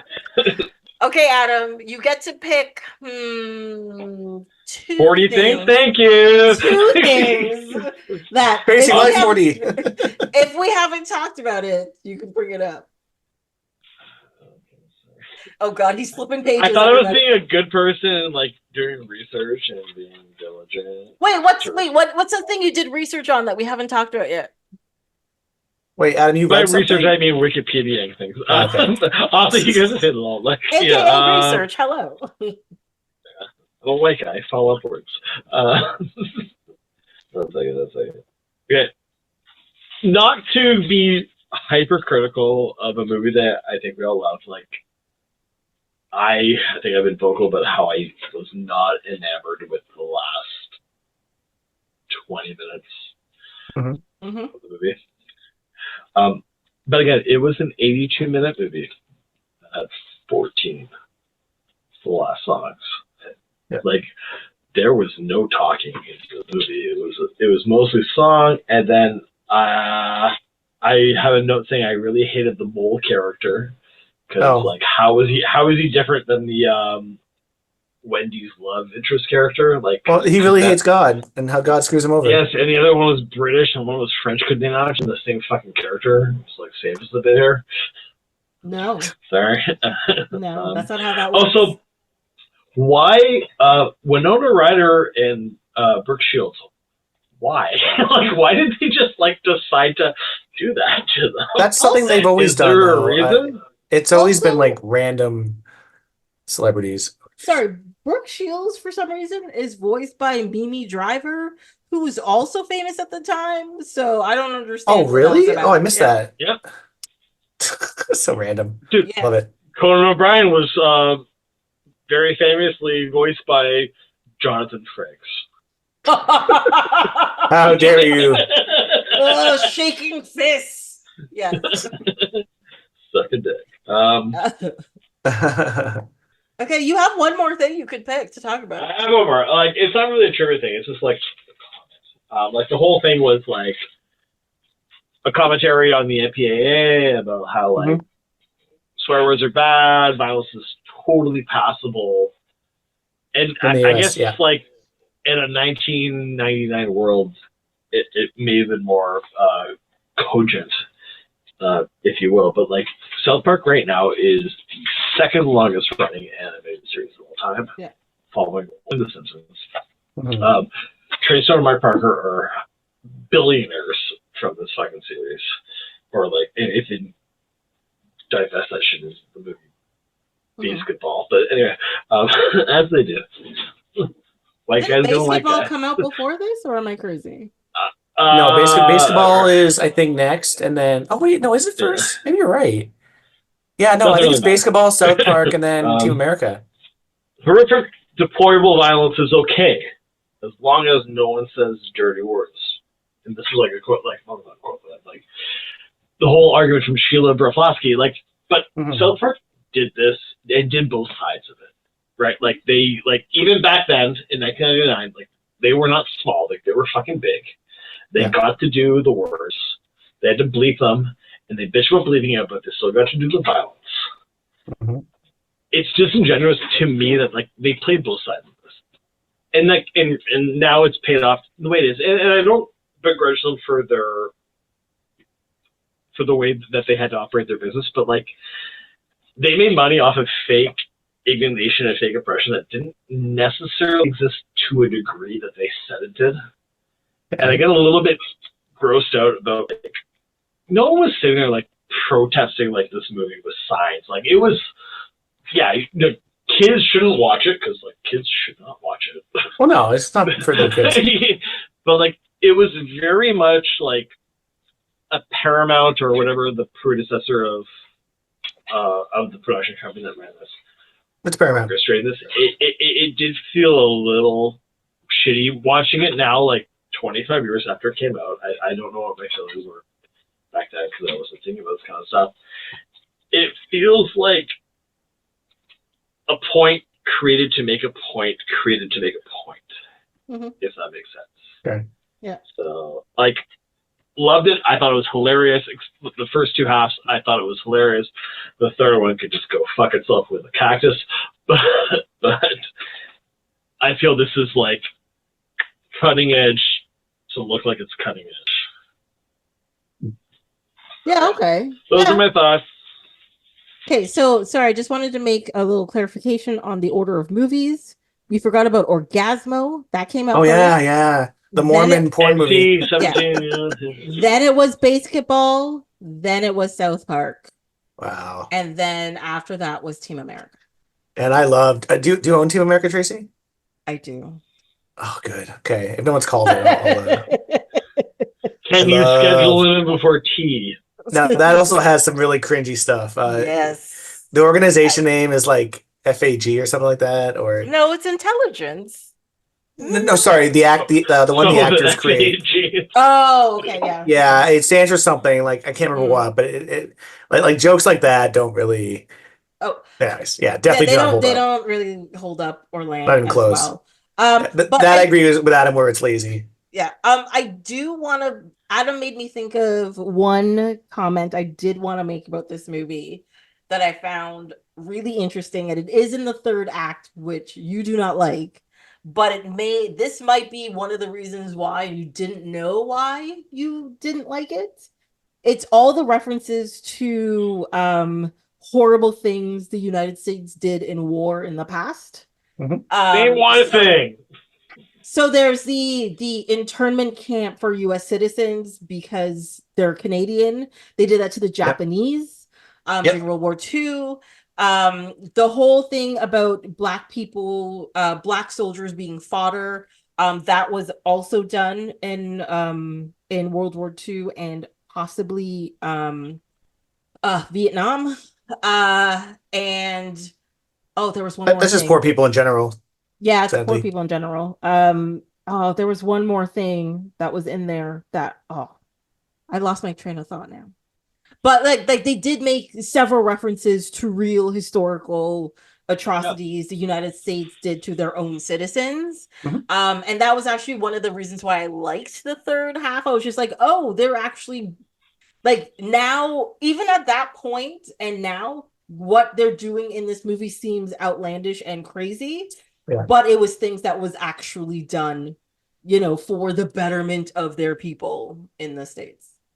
And I think for me, like, this is why I dislike the third act as much as I did. And again, like this is still like a way above average animated movie. Like, don't get me wrong, but like they didn't do like the justice like the shit. And it's not South Park's job to like talk about Japanese internment. Like that's not their thing. They're to call people Jews and say that Cartman's a fat ass, and both are true.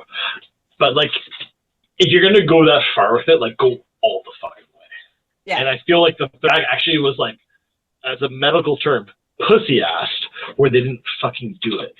So the reason why you don't like the third act is because you don't think they ran with what they were doing. I'll tell you, the reason I didn't like the third act was because like it was just boring. That could have been just 2 episodes of South Park as a part 1, part 2, and it could like trimmed a whole bunch of shit. Like the whole mole character was dumb as fuck. The whole like the V chip at the end of the movie made sense, but it was just like unnecessary. I've talked, but like when it kind of inched towards like real things, it didn't do a bad job. Yeah, but like it's just like wrap it up, man. And like how do you make an 82-minute movie feel long? This whizzed by for me. It did.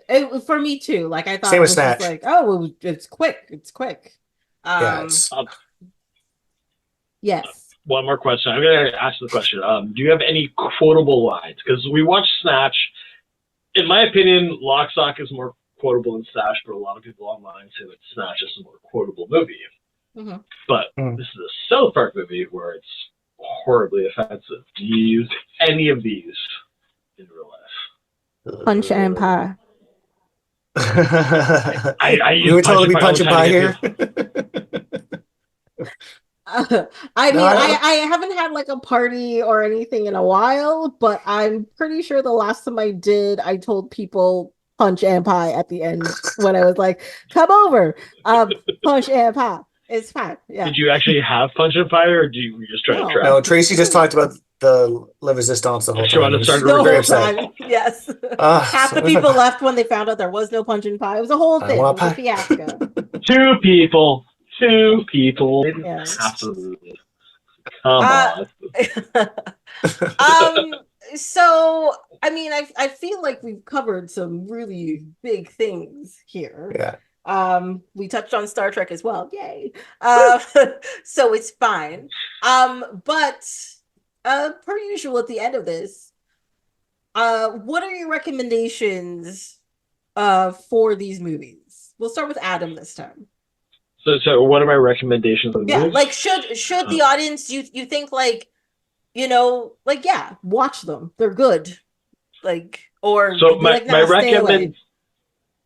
my recommendation is that Lock, Stock, and Two Smoking Barrels and Snatch might have been the same movie. They're both great, but I highly recommend that the Crown or the British government get Guy Ritchie's budget away from him so he doesn't make a third one. Because it fucking ruins him when he has a He budget. already made a third one. It's He's called made so Rock many and crime Rolla. movies. Yeah. And it got so much worse. The more money that bitch has, the worse it fucking gets. Rock and Rolla was the Gentleman's good. not bad either. Like I don't know if I love it. I want to see it one time, but that was last year. Yeah, it was last year. Yeah, It's pretty fun. So apparently, well, my recommendation does not have royal decree there. And South Park is fun and weird, and it's like what subversive humor in 1999 felt like. It does not hold up. But it's like yes, it's there. I will before we get to Sean, I will say I didn't say why I think this is a seminal film as I started. Yeah. I think this one is seminal because so despite animation being a film medium for a very long time, even though in the 60s and 70s and stuff, they did make like adult cartoons and everything, it really stayed in the area of kids programming, right? Mm-hmm. And when South Park, the TV show, and even like Simpsons, the TV show came out, it was being pushed into the realm of adult. Mm-hmm. And this movie, which made it was the highest grossing adult animated film until Sausage Party came out, allowed for movies like Sausage Party to come out, like R-rated animated films to make money. It proved to studios that animation doesn't have to be just for children. Mm-hmm. And this is why like it changed the industry a little bit, and it pushed for a little change of how to use animation as a medium to tell different stories. And production studios would be like, you know what, yes, we will put money into making this movie for you. You don't really see them in theaters that often, but there's a lot of good rated R animated stuff on streaming. Primal, which Tracy recommended to me and I finally watched. I loved it. Blue-Eyed Samurai is amazing. It is so Invincible. I don't know if I like season 2. I gotta finish it, but I really liked Hit Monkey. I haven't watched that yet. I watch a ton of anime, which is like, it's different because it's Japanese, but it's they do some really weird, crazy stuff that I love. I will say my comment is specifically for North American audiences because I feel like anime in the East has always been like for anybody, like for children to adults, and they've always had the content. Whereas I think in North America was fully relegated the animation is for kids. That's what Yeah. this is. And so like, and this pushed it out of that realm. So, what part of Snatch are we talking about? Hello. I mean, ding, ding, ding. Ding ding ding ding ding. Yeah, it's the did you find the clitoris? No? Okay. Oh, yeah, we Never didn't, have, we never didn't talk about the clitoris.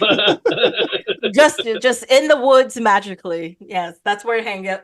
See, all the people who can't find it, that's where it is. Just go to the woods, check it out. You'll have a good time. For all the people that can't find it. So Wander your local woods so you find it. yeah. And it gives you really good advice. So Sean, what is your recommendation for these two movies? I would recommend Snatch to anybody because it's such a good movie. For South Park, the movie, I wouldn't recommend it to everybody, but especially if you're around my age and similar comedy interests, I would definitely recommend it. But yeah, like we were talking about earlier, not everything holds up. It's a movie of its time. Um, I have a soft spot for it because I still remember how much fun I had in theaters watching it the first few times. Just Yeah. howling the whole time. I think we're This also was my favorite comedy for a long time.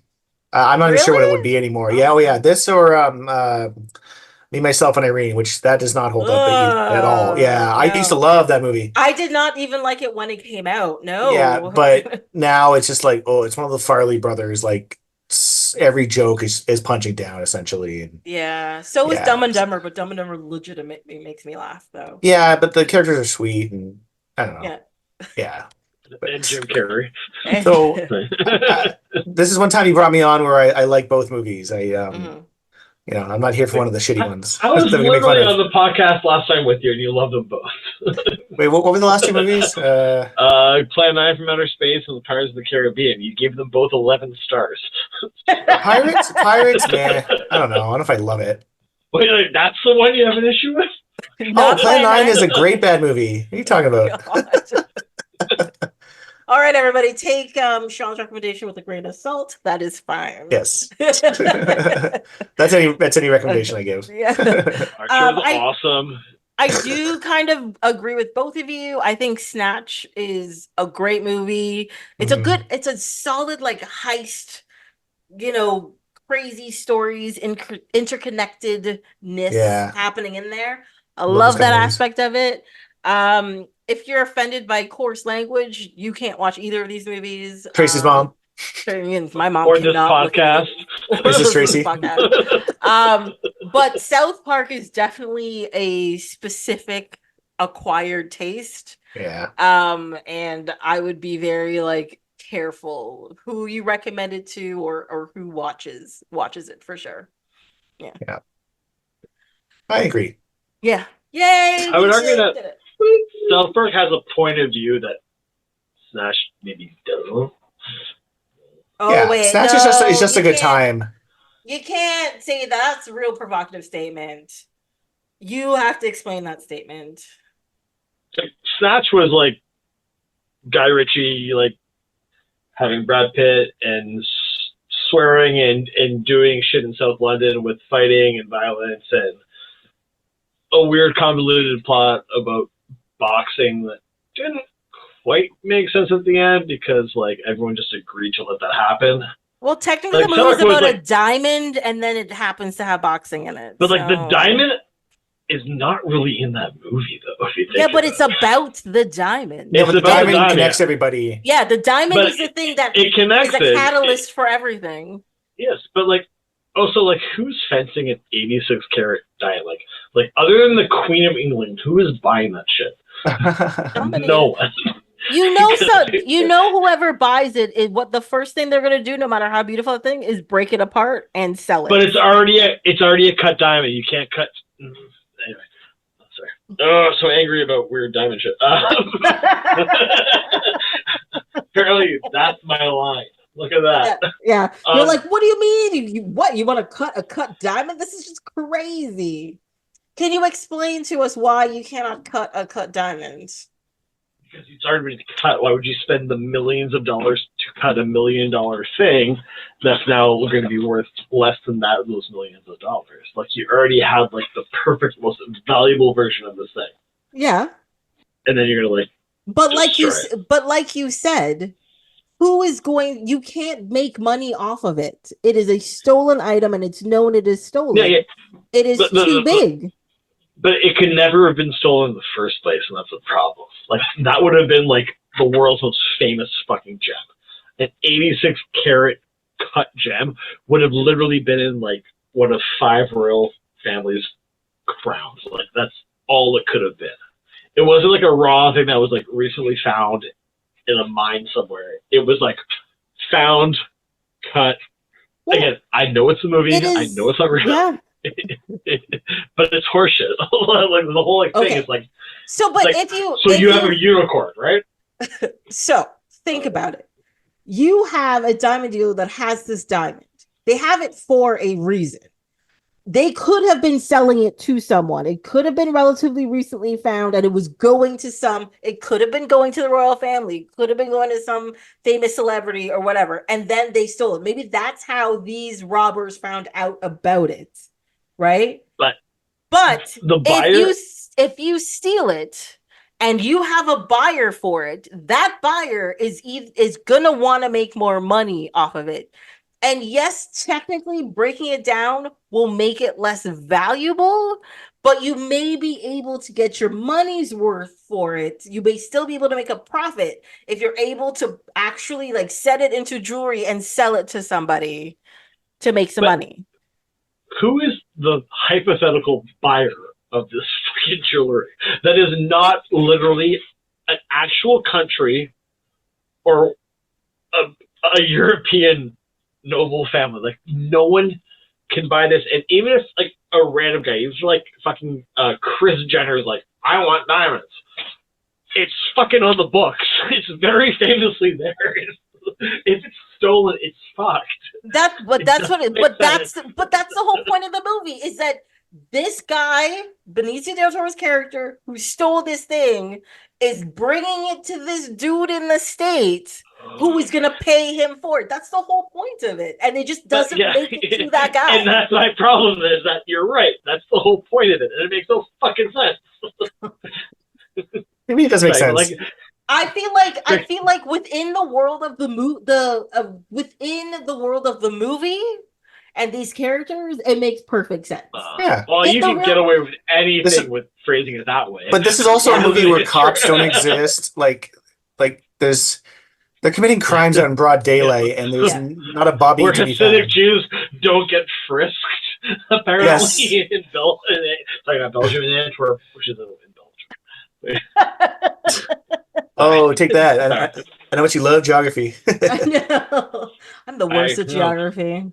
They're like, I don't know Antwerp. I'm like, is that somewhere in England, or is that? I'm the worst compared to Adam. He knows his shit. I am really bad at Don't geography. fuck with me on geography. I will ruin all of your lives. And that is one thing. I am generally good at trivia, but geography, I am. So don't even ask. Don't even ask me about where things are.